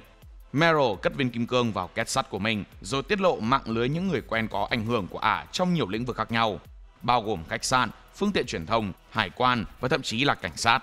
Ả nói rằng không có bất kỳ cảnh báo nào liên quan đến vụ cướp hoặc vi phạm an ninh trên đảo Hawaii. Điều mà ả thấy rất kỳ lạ vì cả nhóm đã phải mất hơn 6 giờ để đánh cắp viên kim cương. Meryl đối mặt với nhóm, nghi ngờ họ đang che giấu điều gì đó quan trọng về cuộc phiêu lưu của họ. Nhóm lúng túng không muốn giải thích, nhưng Dragona đã nhanh chóng đứng ra giải vây, nói rằng cô cũng đang định kể lại, chỉ là chưa biết nên bắt đầu từ đâu, và đây sẽ là một câu chuyện rất dài. Meryl nhớn mày tỏ vẻ hứng thú, yêu cầu Dragona tiếp tục nói. Đầu tiên, Dragona chỉ cho Meryl rằng viên kim cương mà ả vừa cất vào cái sắt giờ đã trở lại tay ả. Thứ hai, họ có một người bạn mới tên là Charming Man đang đợi ở bên ngoài. Meryl dừng Dragona lại. Sự quan tâm của ả được khơi dậy bởi diễn viên bất ngờ của các sự kiện. Meryl cũng nhận thức được rằng đây sẽ là một điều rất thú vị. Một đoạn hồi tưởng về 4 năm trước bắt đầu, cho thấy thời điểm Dragona và Jodio lần đầu tiên biết đến Stan của họ. Dragona 14 tuổi, đang chơi bóng chuyền trong lớp thể dục. Một cô gái bảo cô đánh bóng chuyền cho cô ta, nhưng lực tay của Dragona đã vô tình khiến quả bóng đập vào mặt cô ả. Khi ấy, các bạn cùng lớp bật cười, cô gái kia cũng bắt đầu cười. Dragona cười khúc khích xin lỗi, nhưng cô gái trả đũa bằng cách đập bóng vào mặt Dragona với lực mạnh hơn nhiều, khiến cô chảy máu mũi. Sau khi đe dọa, Dragona sẽ phải chịu hậu quả tồi tệ hơn nếu dám làm vậy lần nữa. Cô ta nói rằng đội của họ sẽ không thể giành chiến thắng nếu cô ở trong đội của họ, và nguyền rủa Dragona hãy biến mất khỏi thế giới này. Dragona buồn bã lên xe buýt đến trường. Tuy nhiên, không đứa trẻ nào cho cô ngồi cạnh, mỗi đứa đều kiếm cớ để đuổi cô đi. Dragona tìm được một chỗ ngồi ở phía sau xe buýt, nhưng vô tình ngồi lên một cái kem ở trên ghế. Cô gái đã đe dọa Dragona trước đó đến và cáo buộc rằng Dragona đã chiếm chỗ của cô, thậm chí còn làm hỏng kem của cô ấy và yêu cầu Dragona đi mua kem đền sao cho đủ phần của tất cả mọi người trên xe buýt. Một ông giáo viên bước lên xe, thấy xích mích nên yêu cầu họ im lặng, nhưng cô gái đã đổ lỗi rằng Dragona mang đồ ăn lên xe buýt. Sau đó giáo viên nhờ cô ta nhắc Dragona rằng không được phép ăn uống trên xe. Lão còn không nhớ tên của Dragona, gọi cô là Dragomi và bảo đám trẻ phải tử tế với cô vì cô vừa chuyển đến từ New Jersey. Khi lão giáo viên đổi chủ đề, một bạn học nam nói với Dragona rằng cha mẹ của cô ả bắt nạt kia có ảnh hưởng cực kỳ lớn vì họ đóng rất nhiều tiền cho trường. Họ có thể thao túng sự thành công của các giáo viên, công ty xe buýt và tài xế. Anh ta yêu cầu cô gái tha cho Dragona, nhưng cô ả vẫn tiếp tục quấy rối Dragona. Cô gái gợi ý rằng Dragona có thể đền bù cho cô ả theo cách khác ngay bây giờ và xoa nhẹ vào dưới quần của Dragona. Cô ta bắt đầu cởi quần áo của Dragona, tò mò không biết Dragona có bộ phận sinh dục nam không, trong khi những bạn học khác phấn khích và chụp ảnh bằng điện thoại. Còn bắt nạt chế giễu Dragona vì không mặc áo ngực và lấy một chiếc kẹp mi từ trong túi của mình, nói rằng cô ả sẽ vẽ hộ một chiếc áo ngực lên trên ngực của Dragona. Cô ta ra lệnh cho đám trẻ giữ Dragona xuống, rồi kẹp chiếc mi vào núm vú của Dragona. Đột nhiên, Jodio xuất hiện phía sau kẻ bắt nạt, một giọt mưa rơi xuống đầu cô ta. Phía sau cậu bé, một giáo viên cố gắng bảo Jodio xuống xe vì cậu mới 11 tuổi và đó không phải là xe buýt của trường tiểu học. Nhưng Jodio khẳng định rằng cậu chỉ lên xe để đón anh trai mình vì họ sẽ cùng nhau đi bộ về nhà. Kẻ bắt nạt thấy Jodio đáng sợ và chế giễu hai anh em bằng cách nói rằng chúng nên được gọi là chị em. Ngay khi cô ả nói điều đó, một giọt mưa nhỏ giọt xuyên qua mí mắt của ả khiến cô ta vô cùng đau đớn. Sau khi rời khỏi xe buýt, Jodio hỏi Dragona đã bị bắt nạt bao lâu rồi, nhưng Dragona gạt đi và cho rằng cô ả kia chỉ đùa thôi. Vào ban đêm trong phòng ngủ của họ, Jodio thức giấc vì nghe thấy tiếng Dragona rên rỉ đau khổ trong lúc mơ ngủ. Dragona không đi học vào sáng hôm sau, nhưng Jodio đã đến gần chiếc xe buýt của lớp Dragona. Cậu bé điều khiển mưa rơi vào ổ khóa cửa xe buýt, nhốt mọi người ở bên trong. Đột nhiên một đám cháy bùng lên và nhanh chóng lan rộng. Những đứa trẻ, giáo viên và tài xế đập cửa sổ cố gắng thoát ra ngoài, trong khi Jodio chỉ đứng nhìn họ bốc cháy. Tuy nhiên, cậu đổi ý khi nhìn thấy một con vẹt bên trong cố gắng bay ra khỏi đám cháy. Vì vậy, cậu đã triệu hồi Stan của mình, làm mưa rơi bên trong chiếc xe buýt và để dập tắt ngọn lửa. Ngày hôm sau, Barbara mắng Jodio vì hôm qua đã không đi học. Mặc dù rất thông minh, nhưng điểm của cậu lại thấp nhất lớp. Bà cũng biết ơn vì Dragona đã không đi học vào ngày hôm trước đó do vụ cháy kia. Giáo viên và 20 học sinh của lớp Dragona đã phải nhập viện vì bị bỏng nặng, nhưng không ai biết lý do của đám cháy mà chỉ có thể phỏng đoán là bị ai đó đốt phá. Dù vậy, Dragona nhanh chóng nhận ra rằng Jodio là thủ phạm và nói chuyện riêng với cậu. Mặc dù Dragona nghĩ rằng điều Jodio làm là thật điên rồ, có thể cậu em mình bị tâm thần và cần phải nhập viện, cô bé vẫn cảm ơn em trai mình vì đã cứu cô. Dragona rất nhẹ nhõm sau sự cố, đến nỗi cô đã ngủ rất ngon, không còn gặp ác mộng nữa. Dragona ôm chặt lấy Jodio, hứa rằng mình cũng sẽ trở nên mạnh mẽ hơn thay vì cam chịu. Dragona cũng khuyên Jodio nên giữ bí mật toàn bộ sự cố này giữa hai người họ, ngay cả bố mẹ cũng không được biết. Dragona triệu hồi Stan của mình để chuyển vết sẹo từ dụng cụ uốn mi của kẻ bắt nạt quanh núm vú của cô vào một chiếc thìa, khiến chiếc thìa vỡ tan. Dragona nói rằng khả năng này sẽ được gọi là Smooth Operators, trong khi của Jodio là November Rain. Dragona kể lại sự kiện xảy ra vào năm cô 14 tuổi. Những sự kiện vô lý có thể là những khoảnh khắc cực kỳ quan trọng trong cuộc đời của một người. Có thể không có lý do gì cho sự kiện vô lý đó, nhưng chúng có thể khiến người ta đau lòng. Vài tháng sau, Barbara nói với Jodio và Dragona rằng cha của họ đã bỏ đi. Ông đã bị công ty bảo hiểm nơi ông làm việc sa thải. Mặc dù kẻ đốt phá xe buýt trường học trước đó vẫn chưa bị bắt, nhưng tài xế lúc đó rõ ràng bị sốt cao và bị công ty xe buýt buộc phải lái xe bất chấp ngày hôm đó. Vì kẻ bắt nạt Dragona là con gái của những người điều hành công ty xe buýt, nên họ đã buộc công ty bảo hiểm phải trả gấp 10 lần số tiền thông thường cho công ty của họ. Cha của Dragona đã bị dồn vào chân tường và đồng ý trả tiền. Công ty bảo hiểm đổ lỗi cho ông thay vì đặt câu hỏi về cơn sốt của tài xế hoặc tại sao họ phải trả nhiều tiền như vậy. Do đó, cha của họ quyết định rằng ông không thể sống ở Hawaii nữa. Barbara không thể giúp gì được, cũng không thể đi cùng ông. Mối quan hệ của họ ban đầu cũng đã có chút căng thẳng. Bà xin lỗi các con và hứa sẽ đi làm để nuôi chúng. Vì Barbara luôn là một bà nội trợ nên bà có thể được thuê vào một công việc có điều kiện tốt. Bà bị căng thẳng vì phải đột nhiên làm 2 công việc, trong khi cũng phải nuôi 2 đứa con cùng với tất cả các hóa đơn và tiền thuế. Các băng đảng trong khu phố bắt đầu bắt nạt gia đình họ. Jodio luôn lo lắng về việc gia đình mình sẽ tan vỡ do lỗi lầm của cậu. Nhưng Dragona đảm bảo với cậu bé rằng không có tình huống nào trong số này là lỗi của cậu. Vụ việc trên xe buýt chỉ là một sự kiện ngẫu nhiên mà thôi. Lúc này, Meryl May lái xe đến chỗ hai anh em, cảnh báo hai anh em nhà Joestar không nên đi trên một con phố nguy hiểm như vậy một mình. Dragona nói rằng họ sẽ đến gặp mẹ của họ, nhưng Meryl đề nghị chở 2 người đến đó. úp mở rằng cũng có một đề xuất đôi bên cùng có lợi cho họ. Quay trở lại hiện tại, Meryl May được giới thiệu với Charming Man. Vỗ tay, bắt tất cả mọi người tắt điện thoại di động. Meryl hỏi Dragona tại sao mình nên tin tưởng Charming Man. Jodio thì thầm điều gì đó với Dragona. Sau đó Dragona và Paco cố gắng thuyết phục Meryl rằng gã ta là một người tốt và chỉ muốn cứu em trai mình trong vụ tai nạn ở quá khứ. Charming Man kể lại cho Meryl chuyện gì đã xảy ra với em trai mình và cách gã chứng kiến Rohan thử nghiệm với viên nham thạch. Rohan quan tâm đến khả năng của chúng và đó là lý do tại sao anh ta mua một biệt thự và mang theo những tác phẩm nghệ thuật đắt tiền từ Nhật Bản đến hòn đảo. Rohan chỉ có thể tìm thấy 2 viên nham thạch, nhưng một viên đã bị phá hủy.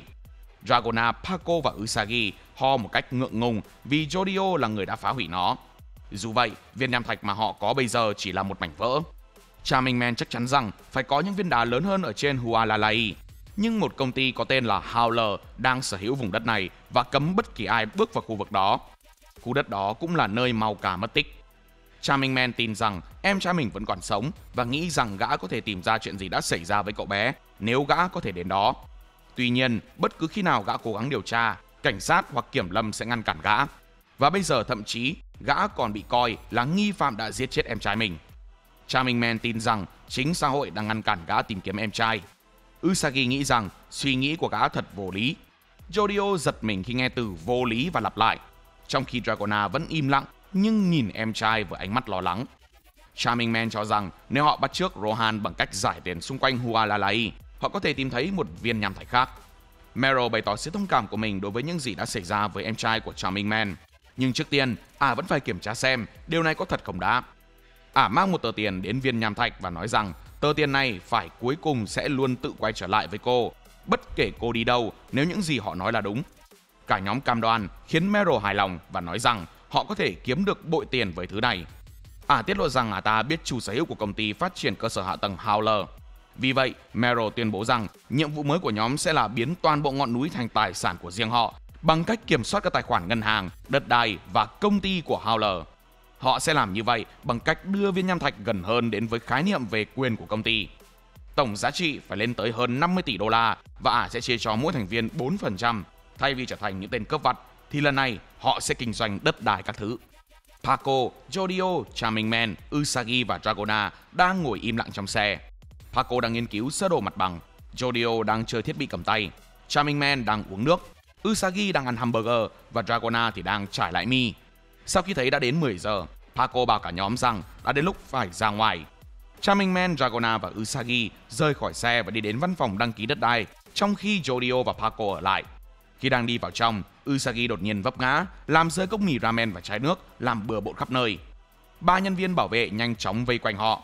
Một cảnh hồi tưởng cho thấy Meryl đang thảo luận về kế hoạch của họ. Giao cho Dragona, Usagi và Charming Man vào văn phòng đăng ký đất đai, trong khi Paco và Jodio canh gác trong xe và hỗ trợ hậu cần. Meryl giải thích cách thức hoạt động của các văn bản. Mặc dù thường được coi là bằng chứng về quyền sở hữu đất, nhưng chúng chỉ đơn thuần là các tài liệu xác nhận về chuyển nhượng quyền sở hữu đất đai. Nhấn mạnh rằng sẽ không có vấn đề gì đáng kể nếu giấy tờ bị đánh cắp, phá hủy hoặc bị mất, vì các chi tiết quan trọng hầu như đã được lưu trữ dưới dạng văn bản gốc trong sổ đăng ký đất đai của tiểu bang. Bản chất thực sự của việc mua và bán đất về cơ bản là chuyển giao hồ sơ về đất đai từ người này sang người khác trong sổ đăng ký đó. Lấy tờ 20 đô la ra, Meryl thảo luận rằng về bản chất, tờ tiền chỉ là một tờ giấy có mực. Tuy nhiên, theo thỏa thuận của xã hội, các tờ tiền tạo điều kiện thuận lợi cho việc chuyển giao thứ gì đó từ người này sang người khác. Đây là cơ sở của hệ thống tiền tệ. Meryl cũng lưu ý rằng viên nham thạch phản ứng với hệ thống đó. Thông báo rằng nhóm sẽ cần đến sổ đăng ký, không phải để đánh cắp, mà là để đưa viên nham thạch gần hơn với giấy tờ gốc. Công ty phát triển cơ sở hạ tầng Howler chủ yếu sở hữu đất đai liên quan đến nguồn nước ở Hualalai, Oahu, Maui và Kauai.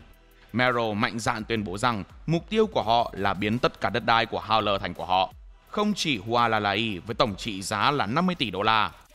Cảnh báo họ về sức mạnh không thể đoán trước của viên nham thạch và nói rằng họ phải đảm bảo không để lại bất kỳ bằng chứng nào về chuyến đi của họ đến cơ quan đăng ký, bao gồm cả việc tránh ghi hình camera an ninh, dấu vân tay, DNA và bất kỳ thứ gì có thể khiến nhân chứng nhớ đến họ. Quay trở lại hiện tại, Usagi đang phải còng lưng đi xin lỗi những người bảo vệ và hứa sẽ dọn sạch sàn nhà. Khi đám bảo vệ cuối cùng cũng buông tha cho họ và rời đi, Dragona nổi đoá vì Usagi đã khiến bản thân trở nên nổi bật. Usagi cãi rằng tai nạn của anh ta không đủ để lại ấn tượng cho họ đâu. nhưng Dragona và Charming Man không đồng ý. Tuy nhiên, họ vẫn tiếp tục thực hiện kế hoạch của mình. Dragona sử dụng Smooth Operators để thay đổi ID của Charming Man bằng cách đưa cho gã ta một giấy phép lái xe giả có ảnh khác. Dragona giải thích với Usagi rằng vì đây là văn phòng đăng ký của tiểu bang, bất kỳ ai cũng có thể được phép xem giấy tờ đất đai chỉ bằng cách làm theo các thủ tục thông thường. Charming Man thay đổi khuôn mặt của mình để phù hợp với ảnh bằng cách sử dụng stand và nói chuyện với nhân viên. Trong khi đó, Dragona bảo Usagi sử dụng The Mate Kudasai để thay thế các bản ghi hình của camera an ninh về họ thành các bản ghi hình của những người khác. Nhân viên ban đầu nói rằng họ chỉ được phép xem dữ liệu kỹ thuật số, nhưng Charming Man giải thích rằng vì Usagi là sinh viên chuyên ngành lịch sử nên anh ta phải xem các bài viết lịch sử chính thống vì hồ sơ sở hữu đất đai chỉ tồn tại ở dạng giấy tờ từ năm 1980 trở về trước.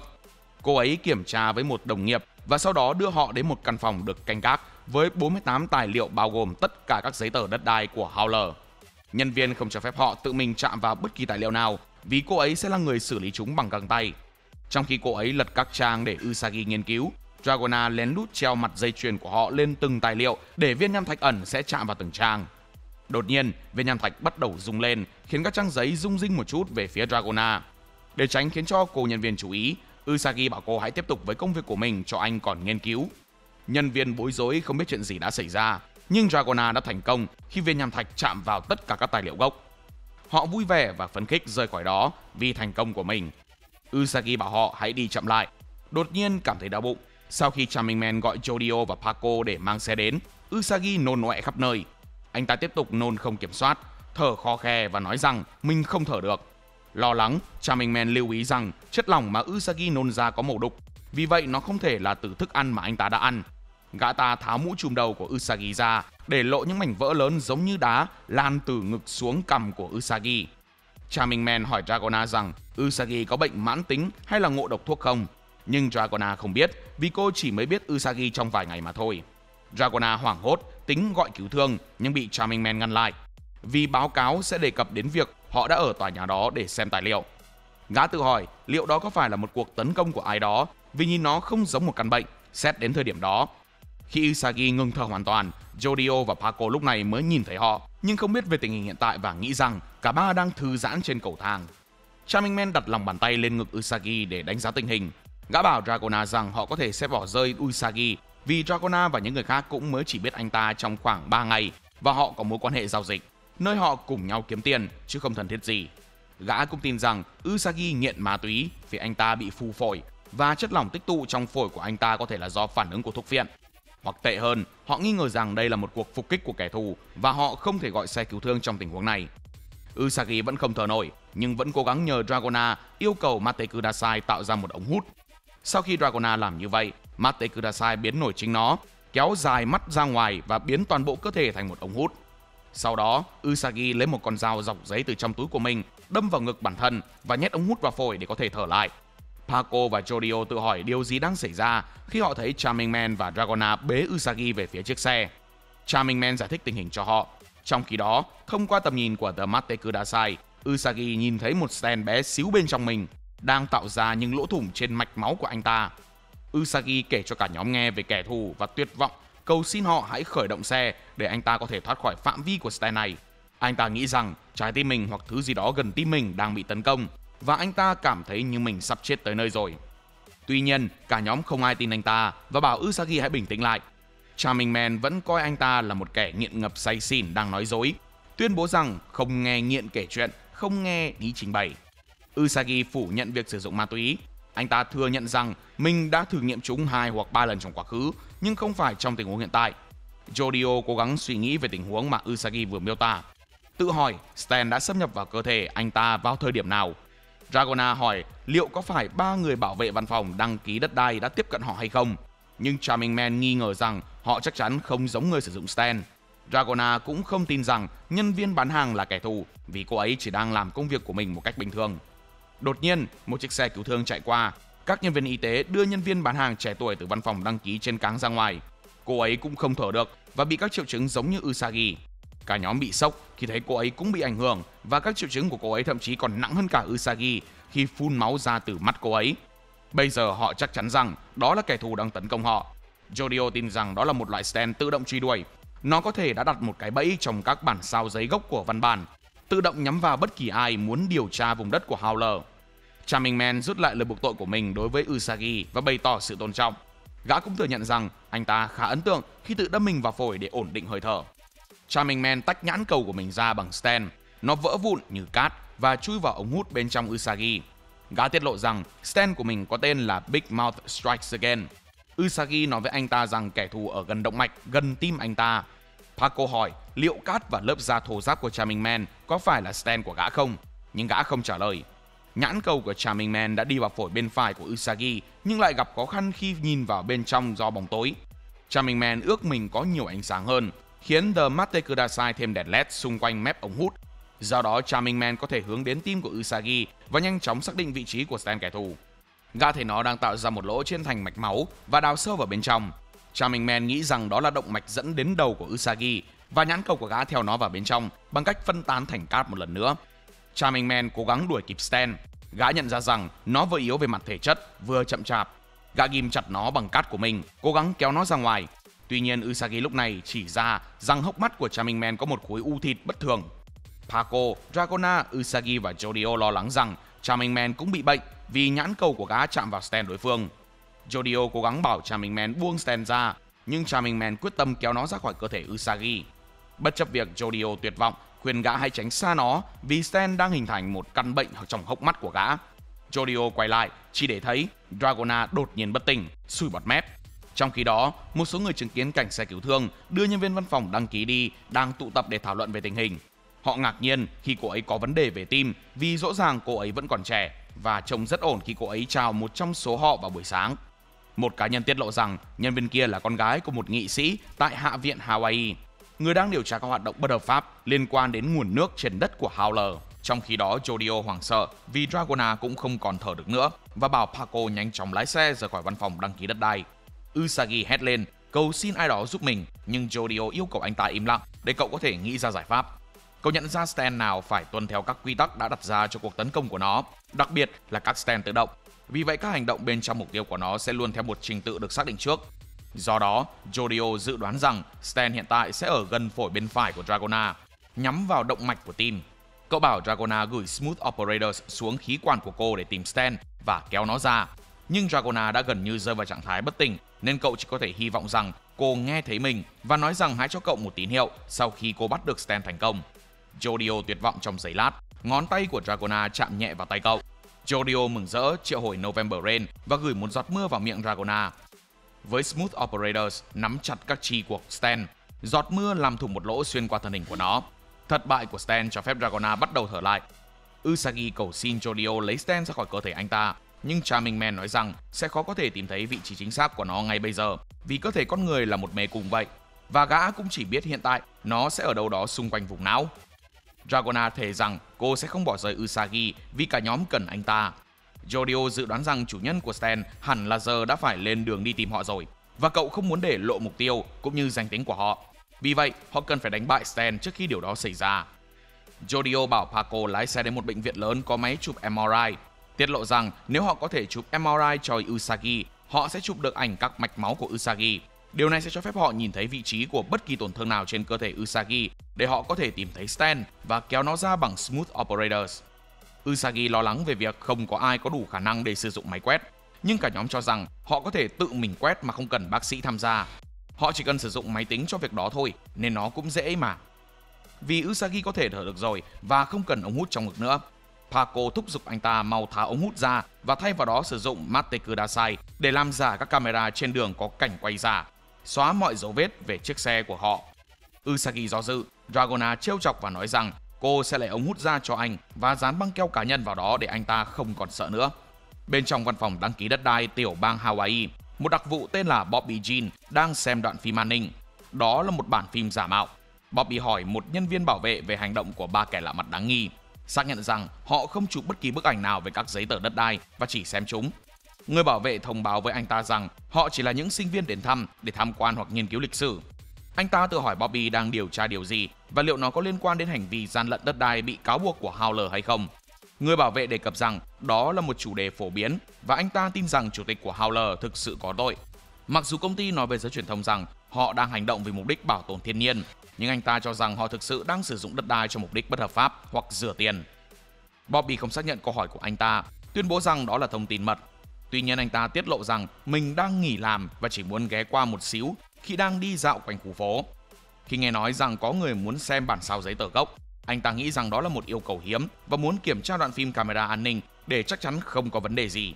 Một cô gái trẻ trong phòng chỉ vào một con mèo trên kệ có tên là Vũ Công Hula Nian. Cô cười khi thấy nó di chuyển. Cô bé cho rằng nó vừa đáng sợ vừa dễ thương. Cô cầu xin Bobby mua nó cho mình, nhưng nhân viên bảo vệ thông báo với cô rằng đã hơn 10 năm kể từ khi con mèo này được làm cho một lễ hội của tiểu bang. Người bảo vệ đã mua nó làm quà lưu niệm và chỉ trang trí kệ trong phòng bằng nó, nhưng nó không được ưa chuộng và hầu như không kiếm được tiền từ nó. Cô gái không quan tâm và xúc phạm đến khiếu thẩm mỹ của anh ta khi cô liên tục than vãn để Bobby mua nó. Bobby nói với người bảo vệ rằng cô thực sự không phải là con gái anh ta và anh ta chỉ trông trẻ mà thôi. Bobby đưa tiền cho người bảo vệ để mua nó, nhưng người bảo vệ không thoải mái khi nhận tiền vì điều đó là vi phạm quy định. Anh ta lịch sự từ chối, đề nghị tặng con mèo miễn phí cho cô bé. Bất chấp điều đó, Bobby đã bỏ tiền vào túi áo sơ mi của người bảo vệ và rời đi. Cô gái đột nhiên bị chảy máu mũi. Cô nhận ra rằng không có cảnh quay nào về 3 học sinh đã ra khỏi tòa nhà cả. Cô chỉ vào chiếc xe tải phía sau xe cứu thương trong camera.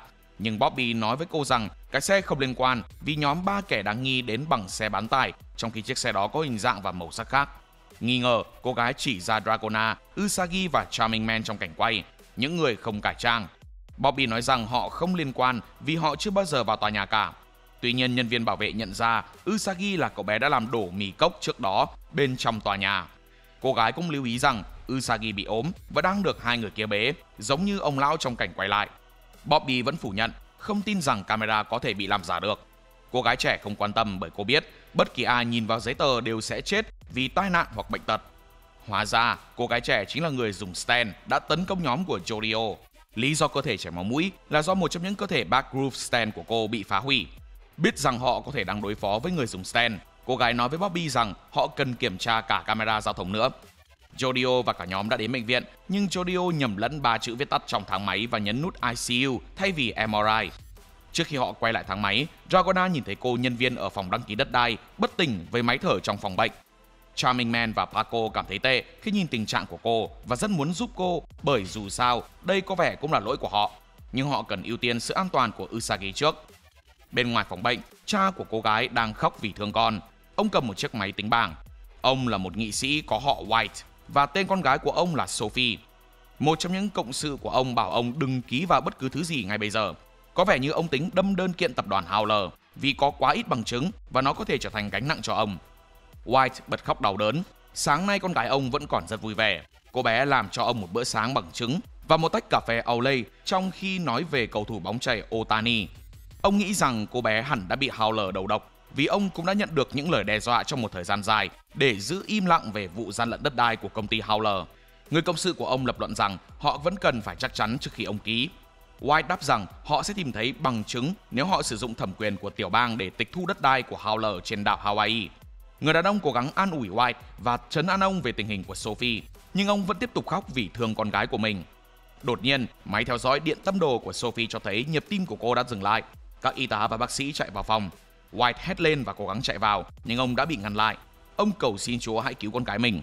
Dragona và những người khác nhìn thấy máy tính bảng của White đã bị để quên lại trên ghế, với chữ ký của ông hiển thị trên màn hình. Usagi nói với Dragona rằng đó là một tài liệu sẽ được gửi sau khi xác thực dấu vân tay hoàn tất. Quan trọng hơn, đó là một thiết lập hoàn hảo cho họ vì chữ ký đã có ở đó. Paco, Charming Man và Jodio tin rằng đây hẳn là sức mạnh của viên nham thạch và đất đai của Howler đang đến với họ. Dragona sử dụng Smooth Operators để bốc dấu vân tay từ máy tính bảng của White rồi trượt vào cảm biến. Như vậy, quá trình xác thực đã hoàn tất. Một người đàn ông được 3 người phụ nữ vây quanh trên một chiếc máy bay phản lực riêng bảo một người trong số họ thẻ lưỡi ra. Gã ta bảo cô ngồi vào lòng mình và cho họ ăn 3 loại dashi hảo hạng khác nhau được làm từ kombu ở Hokkaido, Nhật Bản: Rausu kombu, Rishiri kombu và Ma kombu. Trong nước dùng có đậu xanh luộc sơ với muối. Sự nóng lên của đại dương gần đây đã hạn chế diện tích biển nơi có thể sản xuất loại kombu này. Vì vậy chúng trở nên hiếm hơn và đắt hơn nhiều. Gã nói rằng mình muốn mua toàn bộ Hokkaido cho những người phụ nữ này bất cứ khi nào có thể. Ngoài ra thì gã cũng tự tin là mình có thể phát triển nhiều khu nghỉ dưỡng tùy thích miễn là có đủ tiền để bẻ cong các sắc lệnh về đất đai. Hóa ra đây chính là Howler và những người phụ nữ là tiếp viên hàng không của anh ta. Họ sắp hạ cánh tại Honolulu. Sau khi hạ cánh, Howler ngạc nhiên khi thấy một nhóm đàn ông đứng đó, vì cổng nhập cảnh là lối đi riêng dành cho anh ta. Sau khi hôn các tiếp viên hàng không tạm biệt, anh ta nhận ra một trong những người đàn ông là Yokohama từ Dolphin Bank. Howler thô lỗ đuổi đám người đi, nhưng Yokohama lịch sự thông báo cho Howler rằng có tin tức khẩn cấp liên quan đến 300 km vuông đất mà gã ta sở hữu ở sườn phía bắc của Hualalai. Mảnh đất đó hiện có giá trị 10,6 tỷ đô la, nhưng nghị sĩ White đột nhiên cho phép chính quyền tiểu bang tịch thu đất của Howler và các nghị sĩ khác đã chấp thuận. Howler ngạc nhiên nhưng không nghĩ nhiều về điều đó vì nghị sĩ White không có bằng chứng gì để chống lại gã cả. Yokohama cũng nói rằng họ chưa xác định được nghị sĩ White sẽ chống lại họ bằng cái gì, nhưng cũng đặt giả thuyết rằng họ sẽ cáo buộc Howler lắp đặt hệ thống cấp nước tại các mạch nước của Hualalai như một cách để đánh cắp tiền thuế của công chúng mà không thực sự thực hiện việc lắp đặt. Dolphin Bank hiện đang cho công ty Howler vay tổng số tiền là 30 tỷ đô la. Vì vậy Yokohama yêu cầu gã ta phải trả lại cho họ ngay lập tức. Howler bị sốc khi họ phản bội gã vì gã chỉ vay số tiền đó theo lời khuyên của ngân hàng. Gã đã sử dụng số tiền đó để xây dựng tòa nhà trụ sở chính ở Honolulu và 20 tỷ đô la đã được dùng để mua các vùng đất khác nhau ở Oahu. Hơn nữa, gã cũng chỉ thuê máy bay phản lực tư nhân vì họ bảo gã làm vậy vì mục đích trốn thuế. Tuy nhiên, Yokohama tuyên bố rằng Howler sẽ phá sản và nếu gã không thể trả nợ bằng tiền mặt thì gã sẽ phải trả nợ bằng đất của mình. Các nhân viên của Dolphin Bank lái xe đi khiến Howler choáng váng không biết chuyện gì đang xảy ra. Gã vội gọi cho ai đó ở Howler và thông báo rằng gã sẽ sớm quay lại trụ sở chính, rồi ra lệnh cho họ tìm Bobby Jean vì gã cần nói chuyện gấp với anh ta. Howler nghi ngờ liệu tình hình có phải do viên nham thạch hay không, vì sự thay đổi đột ngột trong dòng tiền này rất giống với tình huống đã xảy ra khi gã ta còn nhỏ. Trong khi đó, Bobby Jean và cô bé nhìn như con gái anh ta đã lần theo được dấu vết của xe nhóm Jodio. Anh nói với cô bé có tên là Lulu rằng họ nên tập trung truy tìm một chiếc xe bán tải, chứ không phải là một chiếc xe tải không hề liên quan. Bobby cho Lulu xem ảnh chụp 5 người bước ra khỏi xe, nhưng trông họ hoàn toàn khác so với bộ bà đã xem giấy tờ đất đai. The Mate Kudasai cải trang Dragona thành một bà già, Paco thành một người đàn ông to lớn quấn khăn, Charming Man thành một ông già bế Usagi khi còn nhỏ, và Jodio thành một người đàn ông đội mũ và mặc quần áo khác.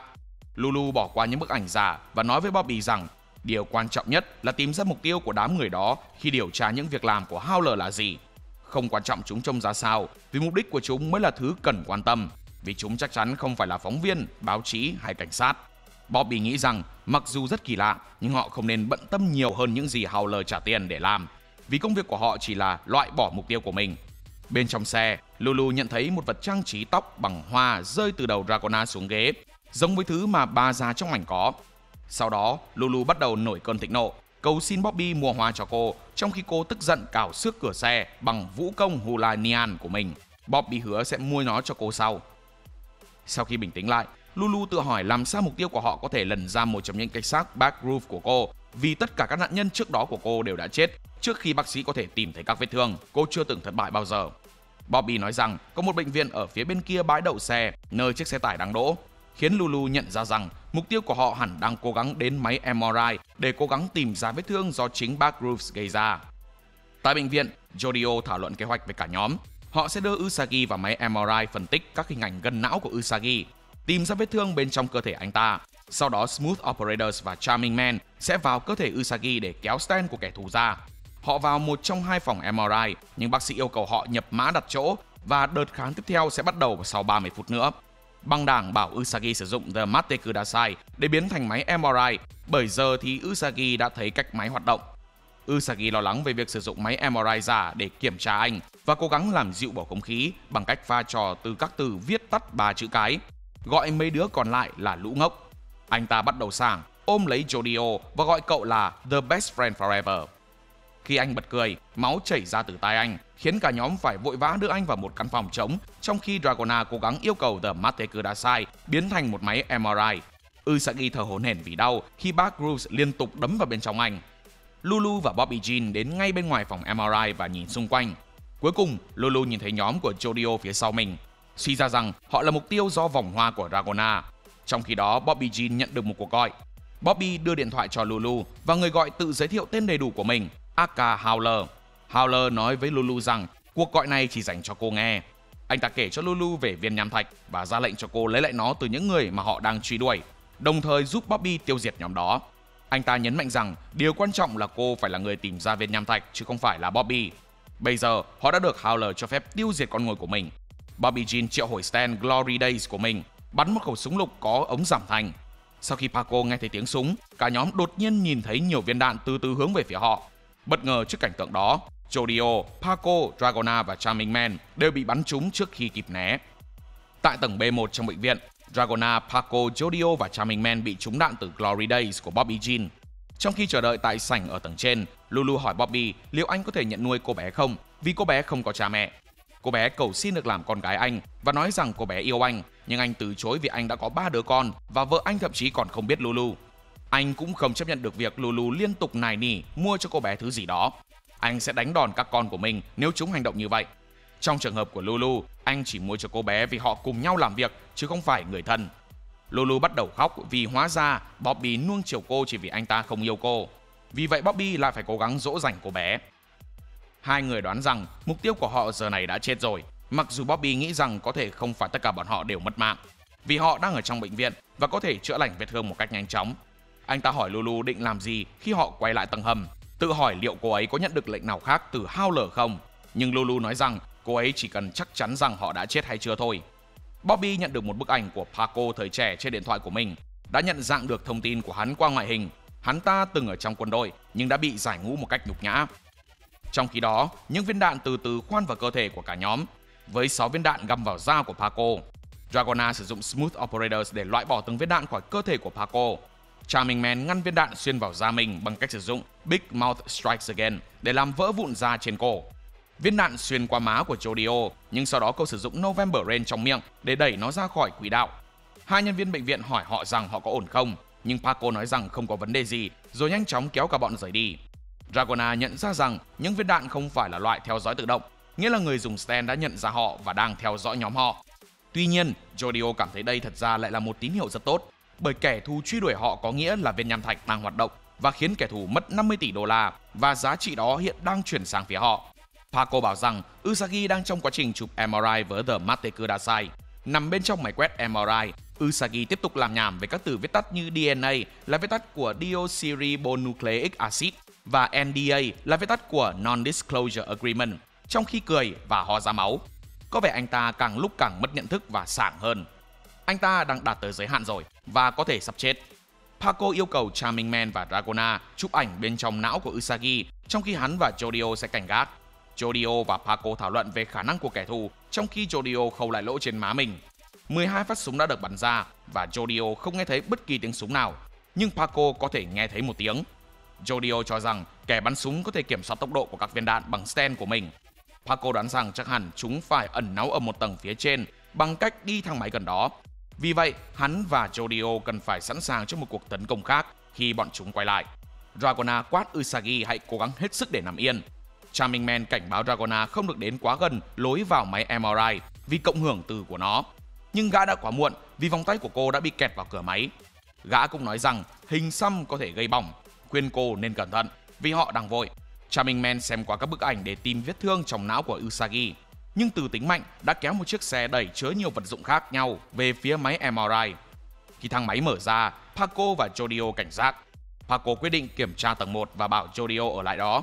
Bobby Jean và Lulu ra khỏi thang máy ngay trước khi hắn bước vào. Lulu sốc khi thấy tất cả bọn họ đều ổn.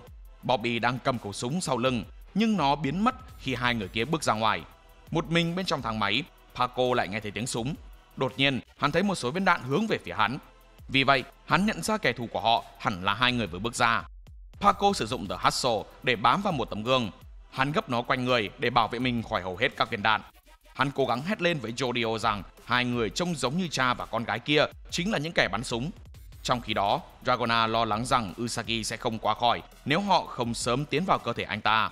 Nhưng máy chụp cộng hưởng từ vẫn chưa chụp xong ảnh. Bên ngoài bệnh viện, Yokohama cười cợt với tình hình của Howler. Lão ta đã có kế hoạch đòi khoản vay 30 tỷ đô la từ Howler trước khi Howler có lệnh bắt giữ và tài sản của gã bị đóng băng. Tuy nhiên, khi Yokohama chuẩn bị vào bệnh viện để lấy đơn thuốc dạ dày, anh ta bất ngờ bị bắn vào đầu bởi một viên đạn lạc từ Glory Days. Theo các báo cáo, công ty Howler được thành lập cách đây 7 thế hệ bởi tổ tiên của Aka Howler. Người ban đầu có họ là Latrato, một thủy thủ người Ý đã đến thung lũng Waipio trên đảo Hawaii sau một vụ đắm tàu vào năm 1843. Sau đó, ông đã yêu một người phụ nữ địa phương trên đảo đã giúp ông giành được sự tin tưởng của gia đình hoàng gia Hawaii, bắt đầu một trang trại trên sườn phía bắc của Hualalai và kết hôn với người phụ nữ đó. Ngoài rừng rậm ở phía bắc, đảo Hawaii không có nguồn nước do đất của đảo được tạo thành từ núi lửa. Điều này khiến nước mưa thấm sâu xuống lòng đất thay vì ở trên bề mặt, ngăn cản sự hình thành của các con sông. Tuy nhiên, Latrato có vẻ tư duy tốt về địa hình và đã nghĩ ra một phương pháp để tìm nước bằng cách đào các đường hầm ngang vào sườn núi. Sau nhiều tháng làm việc, ông đã phát hiện ra các tuyến đường thủy ngầm cho phép ông canh tác một đồng cỏ trên vùng đất núi lửa. Khi Hawaii được Hoa Kỳ sáp nhập, gia đình Latrato đã đổi họ thành Howler vì Latrato có nghĩa là tiếng hú trong tiếng Anh và thành lập Howler Farms. Với sự phát triển của các khách sạn và biệt thự sang trọng vào những năm 1960, nguồn nước của Howler Farms trở nên cực kỳ quan trọng, thu hút sự ủng hộ của giới chính trị. Họ mở rộng sang nhiều ngành công nghiệp khác nhau, bao gồm quản lý tài nguyên nước, vận tải, quyền cảng và thậm chí là cả ngành công nghiệp vũ khí. Mặc dù có quyền sở hữu hợp pháp đối với đất đai của con cháu hoàng gia Hawaii, Howler Farms vẫn kiểm soát hiệu quả sườn phía bắc của Hualalai dưới danh nghĩa cung cấp tài nguyên nước, hạn chế quyền tiếp cận ngay cả đối với các quan chức nhà nước hoặc cảnh sát. Công ty Howler hiện do Aka Howler, 42 tuổi, người đứng đầu thế hệ thứ 8 của gia đình. Với tài sản ước tính là 50 tỷ đô la kiểm soát, công ty cũng đã mở rộng ảnh hưởng của mình sang các đảo khác của Hawaii, tiếp tục gia tăng quyền lực của mình. Vẫn bị kẹt trong thang máy, Paco cố gắng hét lên với Jodio về kẻ thù của họ là ai. Jodio liếc nhìn khắp nơi xung quanh, cố gắng phát hiện bất kỳ ai đáng ngờ. Cậu dừng lại ở Bobby Jean, người đang nhìn vào điện thoại di động của mình. Lulu sau đó giơ vũ công Hulanian của cô bé trước mặt Jodio, trong khi Bobby chuẩn bị súng. Trong khi đó, các Smooth Operators của Dragona đang hướng đến não của Usagi sau khi xâm nhập qua lỗ mũi của anh ta. Jodio nhặt con búp bê lên và đưa cho Lulu, nhưng cô ấy đột nhiên bị chảy máu mũi, khiến Jodio nhận ra đó là vết thương do Stan gây ra. Sau đó, Bobby bắn 3 viên đạn vào Jodio.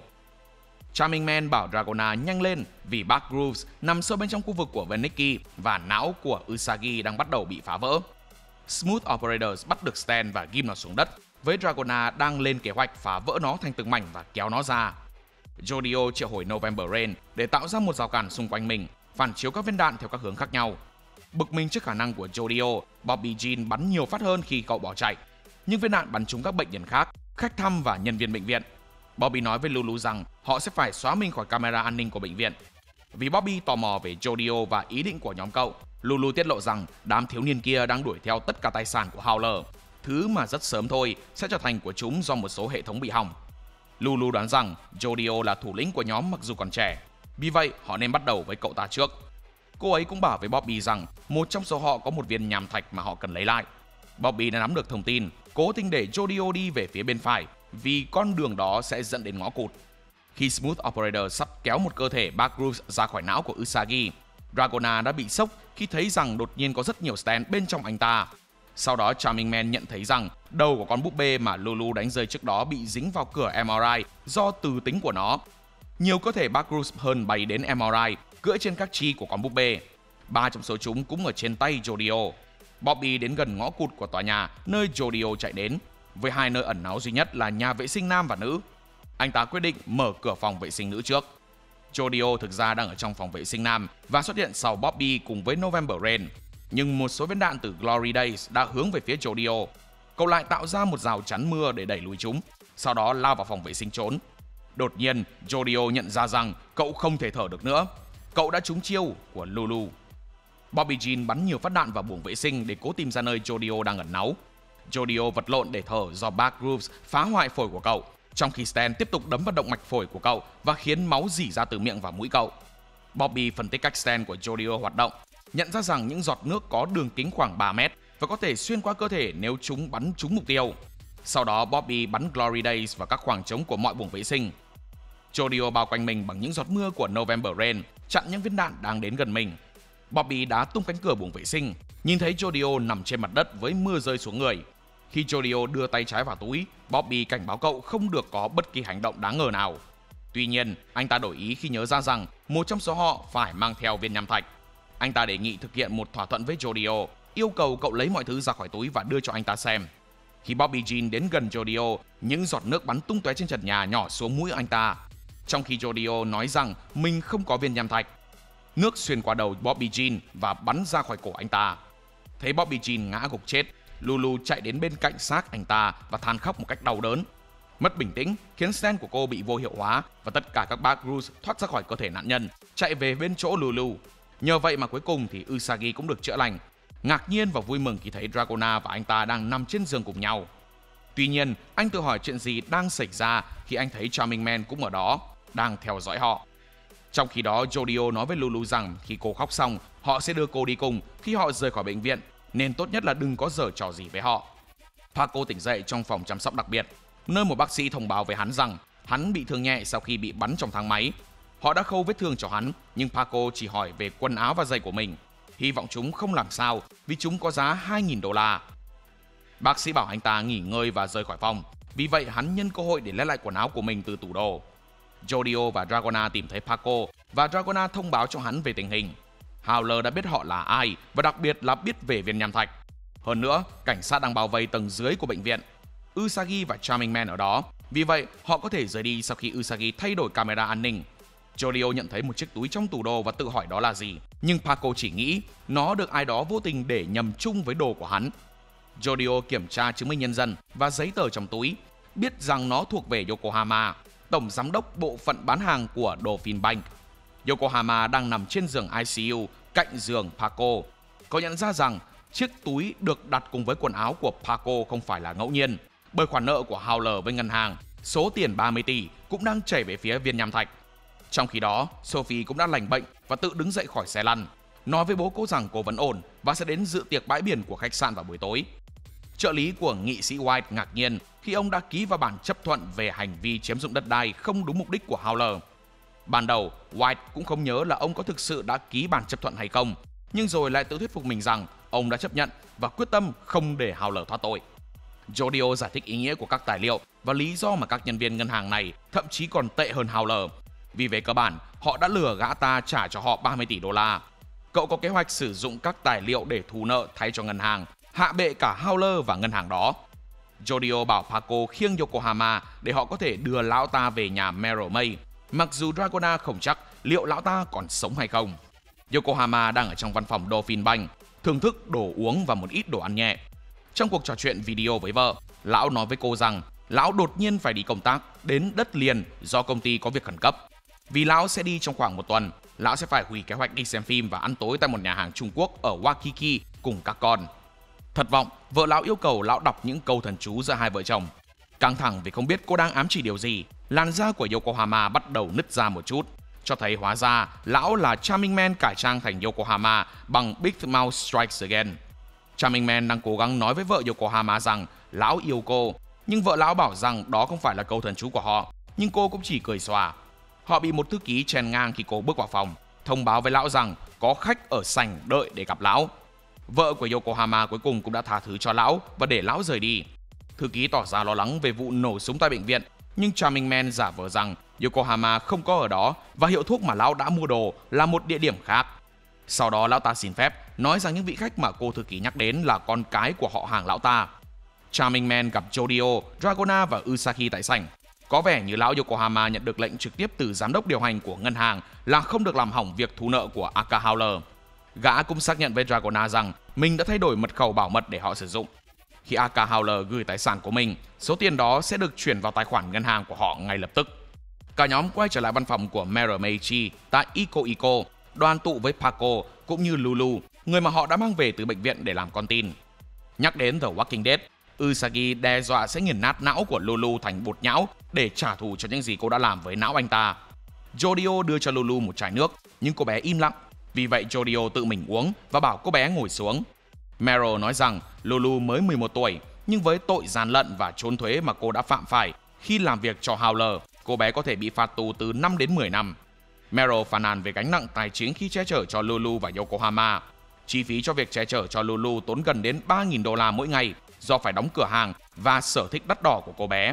Còn Yokohama đòi hỏi 2.000 đô la mỗi ngày để duy trì sự sống và thuốc men cho lão ta. Merrill bày tỏ lo ngại về những rủi ro pháp lý nếu bị phát hiện. Điều này có thể khiến ả mất việc và cuộc sống gia đình bị đảo lộn nếu chồng ả biết và yêu cầu ly hôn. Ả thúc giục Lulu cung cấp thông tin về Aka Howler và bất kỳ thông tin rò rỉ nào liên quan đến danh tính hoặc kế hoạch của nhóm họ.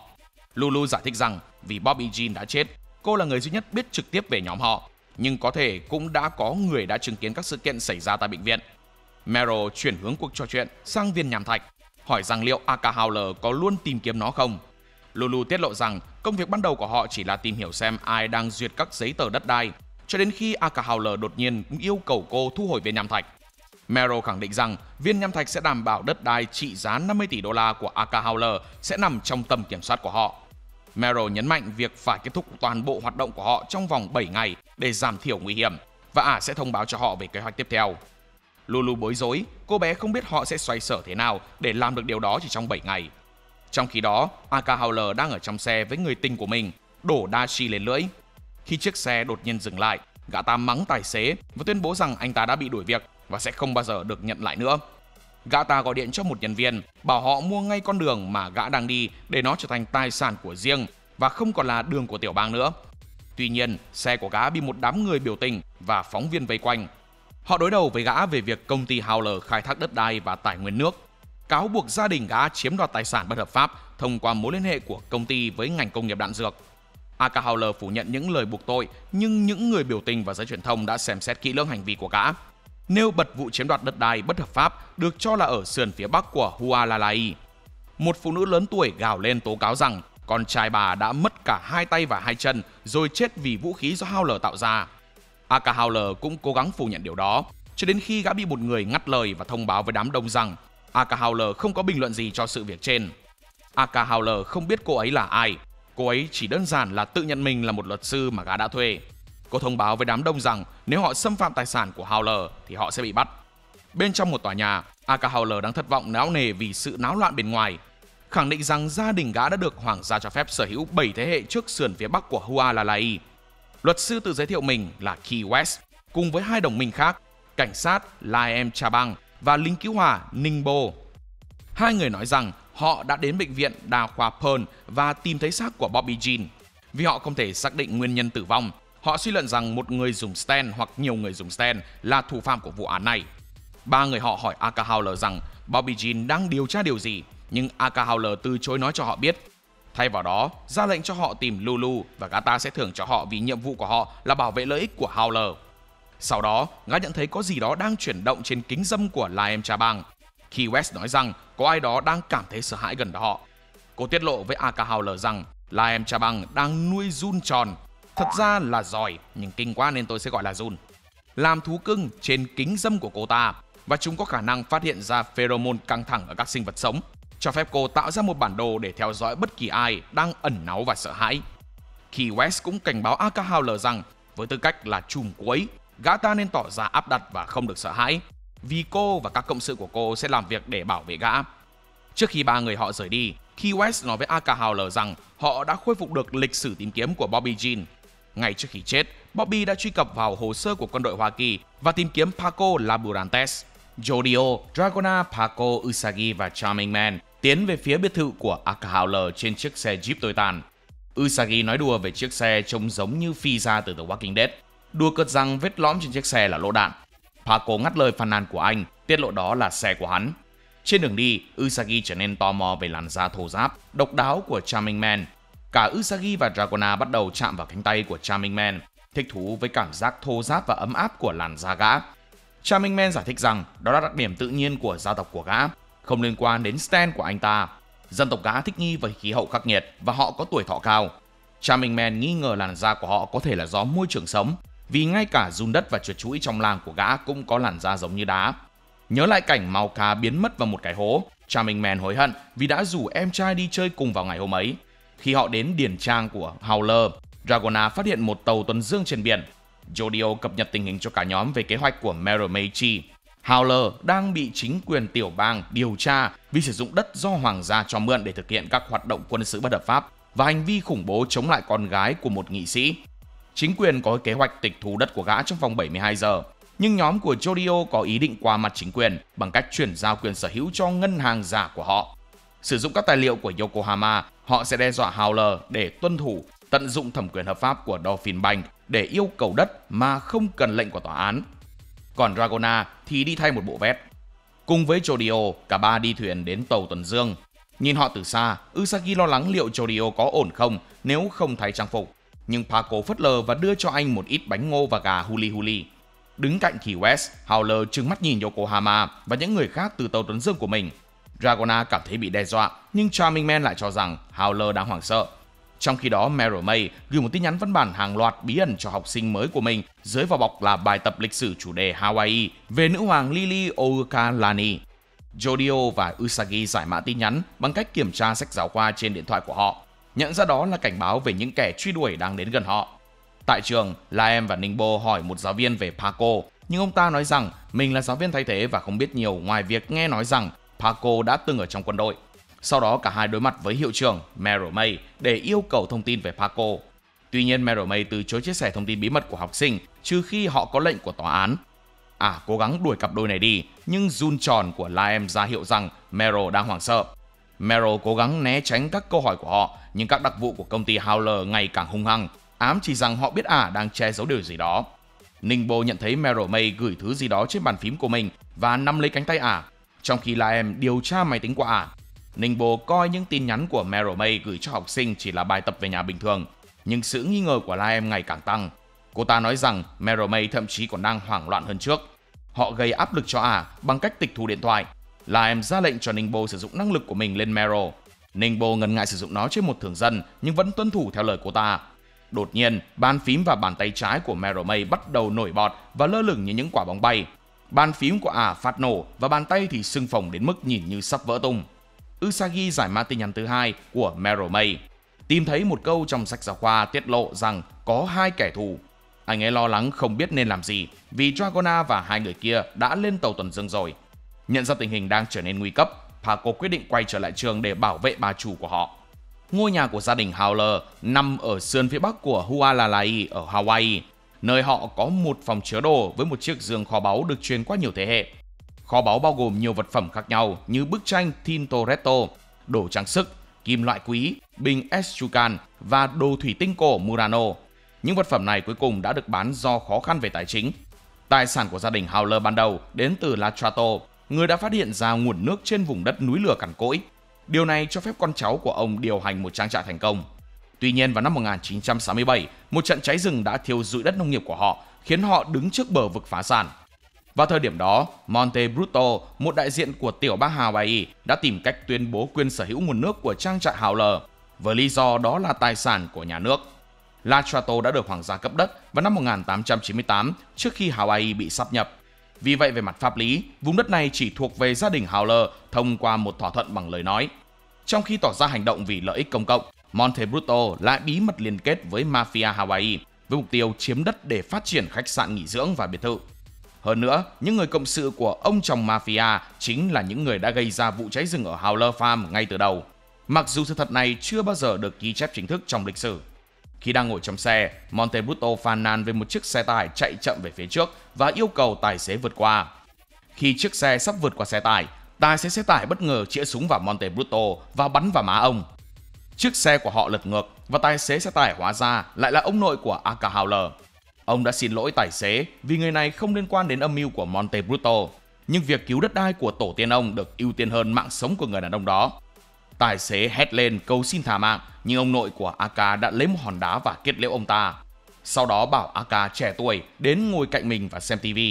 Ông giải thích việc giữ giấy tờ sở hữu đất đai hợp pháp là rất quan trọng vì nó giúp đảm bảo rằng sườn phía bắc của Hualalai sẽ luôn thuộc về gia đình Howler. Ông cũng nhấn mạnh tầm quan trọng của chiếc hộp trong phòng họ bằng cách bảo Aka giữ những thứ quý giá bên trong vì đó là di chúc của Latrato. Nếu Aka gặp rắc rối và phải lấy thứ gì đó ra khỏi hộp, cuối cùng nó cũng sẽ quay trở lại với gia tộc của họ. Ví dụ, bức tranh Tintoretto đã quay trở lại hộp và cứu gia đình Howler khi họ gần như phá sản vì đám cháy rừng. Trong khi đó, TV đang phát bản tin rằng một người buôn bán nghệ thuật là một phần của tổ chức ngầm và một bức tranh Tintoretto là một trong những tác phẩm nghệ thuật bị tịch thu trong vụ bắt giữ, được đấu giá với giá 70 triệu đô la. Aka bé chạm vào một số mảnh vụn giống như cát bên trong hộp. Ông nội của cậu đã giải thích rằng đó không phải là rác mà là viên nham thạch mà cậu bé nên đối xử một cách tôn trọng. Ông tổ Latrato đã tìm thấy nó ở đâu đó trên núi, tuy nhiên nó đã bị hư hỏng và gần như đã vỡ vụn. Quay trở lại hiện tại, Charming Man cải trang thành Yokohama, tự giới thiệu mình là tổng giám đốc bán hàng của Dolphin Bank. Anh ta giới thiệu Dragona là cấp dưới của mình, Pink, và Jodio là trợ lý kiêm người xách túi của anh ta, Noah. Dragona hiện đang do dự không biết có nên lên tàu của Aka hay không vì đang có tới 2 kẻ truy đuổi Meromei. Jodio trấn an Dragona rằng họ chỉ đang điều tra kẻ đã bắn và giết chết Bobby Jean tại bệnh viện. Cậu nhấn mạnh rằng viên nham thạch là đồng minh của họ nên phải tiến về phía trước. Khi họ lên tàu, Aka chào họ và giới thiệu Key West là một luật sư sẽ tham gia cùng gã. Dragona tự giới thiệu mình là Pink Nagasaki và ngượng ngùng tỏ ra quá phấn khích về mọi thứ bên trong tàu, muốn đi một vòng quanh bên trong. Key West khen ngợi làn da của Dragona rồi hỏi cô đã học trường đại học nào. Cô ngượng ngùng tuyên bố đã học tại Đại học Harvard, khiến Jodio và Charming Man sửng sốt. Key West tiết lộ rằng cô thực ra cũng là cựu sinh viên Harvard và nhanh chóng hỏi Dragona tình hình trường học, hỏi thăm giáo sư Hesbert như thế nào. Dragona do dự không trả lời, nhưng cả hai đều nhận thấy Aka cầm súng khi đi xuống cầu thang nên lập tức đi theo. Charming Man hỏi liệu Aka có nhất thiết mang theo súng không, nhưng Aka nhún vai và bảo Dragona và Jodio ngồi xuống bàn đi thay vì đứng đó.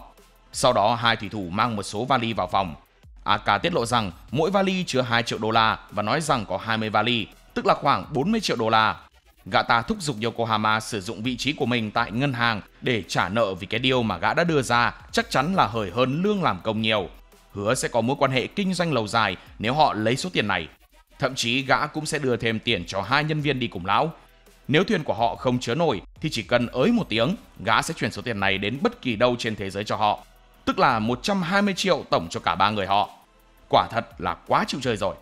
Nếu họ là nhân viên ngân hàng thực sự, họ có thể đã chấp nhận thỏa thuận này, nhưng mục tiêu của họ là lấy mọi thứ mà Howler sở hữu.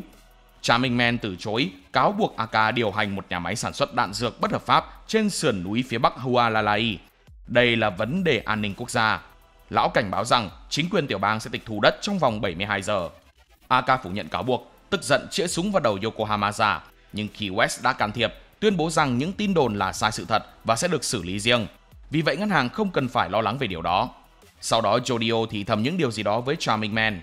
Charming Man đưa ra một thỏa thuận, đề xuất rằng gã sẽ trao đổi đất để trả nợ. Lão đề xuất rằng gã nên trao đổi sườn núi phía bắc Hualalai để lấy một mảnh đất thuộc sở hữu của Dolphin Bank ở Oahu, cụ thể là gần núi Kalaala. Đây sẽ là một địa điểm tốt để làm trang trại. Yokohama giải thích rằng mặc dù giá đất trên thị trường khác nhau, nhưng hợp đồng đất đai sẽ chỉ ghi nhận rằng chúng có giá trị như nhau. Ông trình bày các tài liệu cho thỏa thuận, thúc giục Aka ký. Trong khi Aka do dự, Jodio thầm nghĩ rằng tài liệu đó là giả và tất cả những gì nó làm là đưa đất của Howler vào tay họ. Key West đặt câu hỏi về thẩm quyền của Yokohama vì lão ta chỉ là tổng giám đốc bán hàng. Tuy nhiên, Charming Man tuyên bố rằng lão nhận được thẩm quyền từ ban quản lý cấp cao của ngân hàng. Trong khi đó, Jodio nhận được tin nhắn từ Usagi thông báo với cậu rằng anh ta và Paco vừa đến cổng trường và họ đang trên đường đến văn phòng của Meromei. Key West từ chối thỏa thuận về phía Aka, nhưng Charming Man cố gắng thuyết phục.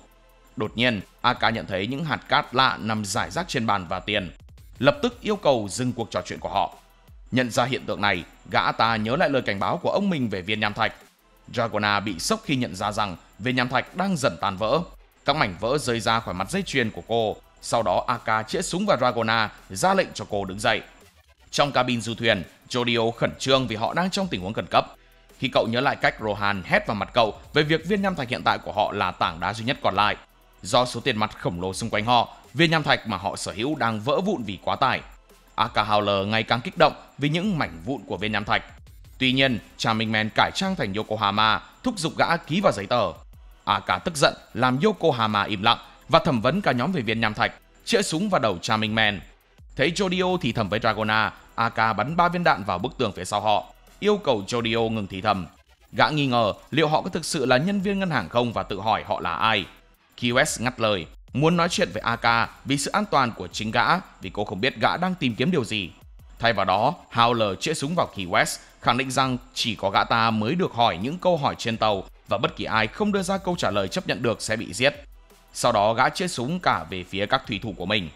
Key West đưa cho Aka sổ đăng ký nhân viên của ngân hàng Dolphin, cho thấy Yokohama và Pink đều đúng là nhân viên, nhưng Aka đã im lặng. Gã ta mở một trong những chiếc vali và để tất cả tiền mặt đổ ra đất, ra lệnh cho Dragona bước vào trong số tiền đó. Gã ta gào lên rằng nếu Dragona sở hữu nó trên người thì gã sẽ sớm phát hiện ra thôi. Gã đe dọa rằng nếu cô dám làm gì khác thì sẽ bắn thủng não cô. Charming Man trở nên lo lắng, nhưng Jodio bình tĩnh thì thầm kế hoạch của cậu. Đầu tiên, cậu ta chỉ ra cách Aka gọi Dragona là phụ nữ, nên bảo Yokohama già hãy nói với Aka rằng Pink-chan thực ra không phải là phụ nữ, mặc dù trông giống như vậy. Hơn nữa, Yokohama giả cần tiếp tục đàm phán vì họ có Smooth Operators. Jodio bảo Dragona thay đổi một chút chữ in trên tờ tiền bằng Smooth Operators, làm cho chúng trở thành tiền giả. Do đó những tờ tiền sẽ thành ra không có giá trị và không bị thu hút vào viên nham thạch. Viên nham thạch cũng sẽ ngừng vỡ ra. Charming Man giải thích với Aka rằng Pink là đàn ông, nhưng Aka phớt lờ Charming Man và thoáng nghi ngờ bản thân khi nhận thấy không có gì xảy ra với những tờ tiền xung quanh Dragona. Không chịu lùi bước, Aka kiểm tra cơ thể Dragona nhưng không tìm thấy gì. Ngay cả bên trong mặt dây chuyền, nơi viên nham thạch ban đầu được cất giữ. Jodio hiện đang cầm viên nham thạch bởi Smooth Operators đã chuyển nó sang cho cậu. Đột nhiên, QS báo cáo rằng cảnh sát và tàu cứu hỏa đã xuất hiện bên ngoài du thuyền, bao vây họ. Một sự cố về điện trên tàu đã gây hỏa hoạn. Jodio nói rằng có lẽ do 3 viên đạn mà Aka đã bắn vào tường. QS thúc giục họ mau sơ tán, nhưng Charming Man từ chối. Lão tiếp tục thúc giục Aka nhanh chóng hoàn tất việc trao đổi đất, vì cảnh sát có khả năng sẽ đột kích du thuyền. Không phải vì hỏa hoạn, mà là để tịch thu đất của Aka cho chính quyền tiểu bang. Jodio tuyên bố rằng mặc dù toàn bộ tình huống nghe có vẻ vô lý, Aka cần phải nhanh chóng và quyết định, vì gã nên hiểu rằng không ai có thể chống lại được quy luật này. QS khuyên Aka không nên ký, trong khi gã đang rất căng thẳng về quyết định của mình. Chuyển sang cảnh hồi tưởng, kể chi tiết về quá khứ đầy rắc rối của Paco Laburantes. Cha của Paco di cư đến Hawaii từ Mexico để làm việc tại một trang trại gia cầm, vì ông ta sống với những người phụ nữ lạ và trở về nhà như một kẻ say rượu hung bạo. Mẹ của Paco đã bỏ nhà đi và không bao giờ quay trở lại, để lại Paco một mình chịu đựng sự ngược đãi của cha mình. Một ngày nọ, khi đang đấm Paco, cha cậu đã rất ngạc nhiên khi thấy Paco có cơ bắp rắn chắc khác thường. Mặc dù bị đối xử như vậy, Paco vẫn vô cùng yêu cha mình. Sau đó, vào năm đầu tiên học trung học, Paco đã giật một cuốn sổ séc từ ví của một người phụ nữ trên phố. Bằng cách ấn tay vào con dấu nổi trên đó, cậu đã chuyển nó lên da mình và dùng nó để đóng dấu các tấm séc giả mà cậu đã tạo ra. Mặc dù ban đầu cậu chỉ làm điều đó ở quy mô nhỏ bằng cách rút một vài trăm đô la, nhưng cậu đã bị bắt khi cố gắng đổi hơn 10.000 đô la và phải bỏ học. Paco thực ra đang cố gắng tích lũy tiền để bảo vệ cha mình sau khi ông bị buộc tội giết người. Cha của Paco đã say rượu và bất tỉnh bên lề đường, nhưng lại bị tìm thấy cùng với xác của một người đàn ông mà ông không nhận ra nằm cạnh ông với một con dao đâm xuyên qua lưng. Vì con dao có dấu vân tay của cha Paco, ông phải đối mặt với án tù hơn 10 năm. Paco cần hơn 30.000 đô la để mua bảo hiểm và thuê luật sư để bảo vệ cha mình. Sau đó, hiệu trưởng nhà trường Mero Meichi vô tình gặp Paco trên một con phố mờ ám sau khi thấy anh ta nói chuyện với các thành viên mafia. Ả nói với cậu rằng hai cha con cậu đã bị mafia gài bẫy. Người đàn ông bị giết là một trong những ân nhân của chúng, người đã trở thành mối phiền toái đối với chúng. Vì vậy, chúng đã gài bẫy cha của Paco và lợi dụng Paco bằng cách giả vờ tử tế và cho cậu bé vay tiền. Ả đưa cho Paco danh thiếp của mình có ghi địa chỉ của Iko, bảo cậu nhanh chóng tốt nghiệp trường học và đến chỗ của cô Ả để được giúp đỡ. Hiện tại, Paco và Usagi biết được từ một nhân viên bảo vệ trường học rằng Mero Mei vừa bước ra khỏi văn phòng của cô Ả cùng với một vài cảnh sát trước khi họ đến. Cô Ả không để lại bất kỳ lời nhắn nào cho họ. Vì vậy, Paco đã xin phép vào văn phòng của Ả. Bên trong, họ tìm thấy bàn phím bị hỏng, những giọt máu khắp bàn và những ngón tay đứt rời của Mero Mei trên mặt đất. Usagi bắt đầu la hét và bật khóc, nhận ra lũ cảnh sát kia hẳn đã bắt cóc Mero Mei. Paco giận dữ, thề sẽ trả thù những kẻ chịu trách nhiệm cho điều này. Usagi vô cùng đau khổ và bật khóc, tiết lộ với Paco rằng anh chưa từng có bạn trước đây. Mero Mei là người đầu tiên tử tế với anh, gọi anh là một đứa trẻ ngoan. Nếu cô ấy chết, Usagi sẽ cảm thấy lạc lõng và cảm thấy mình không thể tin tưởng bất kỳ ai được nữa. Paco cố gắng trấn an anh và nhắc nhở anh rằng liên minh của họ được lập ra là vì mục đích kinh doanh và đưa ra cho Usagi lựa chọn rút lui. Vì mối quan hệ của nhóm họ hoàn toàn là kiếm tiền, nên anh rời xa họ thì cũng không có gì phải xấu hổ cả. Hắn cũng cảnh báo rằng nếu Usagi tiếp tục đến nơi Mero bị giam giữ, tương lai của anh có thể bị đe dọa do sự tham gia của cảnh sát. Paco hứa vẫn sẽ chia cho Usagi một phần tài sản của Aka Howler nếu anh rời đi ngay bây giờ, mặc dù số tiền đó sẽ không còn nhiều như thỏa thuận ban đầu. Tuy nhiên, Usagi vẫn kiên quyết tiếp tục phi vụ sau khi lấy lại những ngón tay bị cắt đứt của Mero Mei và bỏ thêm một ít đá lạnh với hy vọng có thể giúp bà chủ nối lại chúng. Hơn nữa, anh ta cũng quyết tâm giết hai kẻ đã tấn công Mero Mei. Paco đánh giá cao quyết tâm của Usagi và quyết định đưa anh qua cửa sau của cửa hàng. Hắn đưa cho Usagi một khẩu súng từ hộp đựng găng tay trên xe, hướng dẫn anh cách sử dụng nó để cứu Mero Mei. Trong khi đó, Laem và Ningbo đang điều tra bên trong Iko, trong khi Ningbo vung súng và Meromei bị còng tay. Máu nhỏ giọt từ tay ả. Họ tìm thấy cánh cửa văn phòng của Meromei và Ningbo sử dụng stand của mình để thổi phồng tay nắm cửa, khiến nó phát nổ để họ có thể vào phòng mà không cần nhầm mật mã trên ổ khóa. Tuy nhiên, căn phòng trống rỗng. Laem cho Meromei xem một video nhắc nhở Meromei không được nói dối, đe dọa rằng dù không ghi nhận được bức ảnh rõ ràng nào, nhưng họ đã tìm ra danh tính của Paco, là một trong đám trẻ của ả rồi. Laem bảo Meromei trả lời câu hỏi của cô bằng một từ có hoặc không đơn giản, đồng thời nói thêm rằng ngay cả khi Meromei im lặng hoặc nói dối bằng cách che giấu, ả cũng sẽ tự chuốc lấy rắc rối. Laem cố ép Meromei tiết lộ danh tính của 5 đồng phạm, bao gồm cả Paco và nơi ở của cô gái mất tích Lulu. Meromei vẫn im lặng, nhưng run tròn của Laem đã thể hiện rằng ả đang nói dối. Trong khi Ningbo đang ghi âm cuộc trò chuyện, anh ta đã sử dụng stand của mình để thổi phồng các đốt ngón tay phải của Meromei, tiếp tục làm nổ tung 3 ngón tay của cô. Quay trở lại hiện tại, Laem hỏi Meromei Paco ở đâu, vì Meromei đã nói với họ rằng đây là nơi ẩn náu của ả, nhưng nó chẳng có gì cả. Mặc dù Meromei không đáp lại, nhưng đám run tròn của Laem đã rút lui để thể hiện rằng ả không nói dối, nghĩa là ả thực sự không biết vị trí của Paco.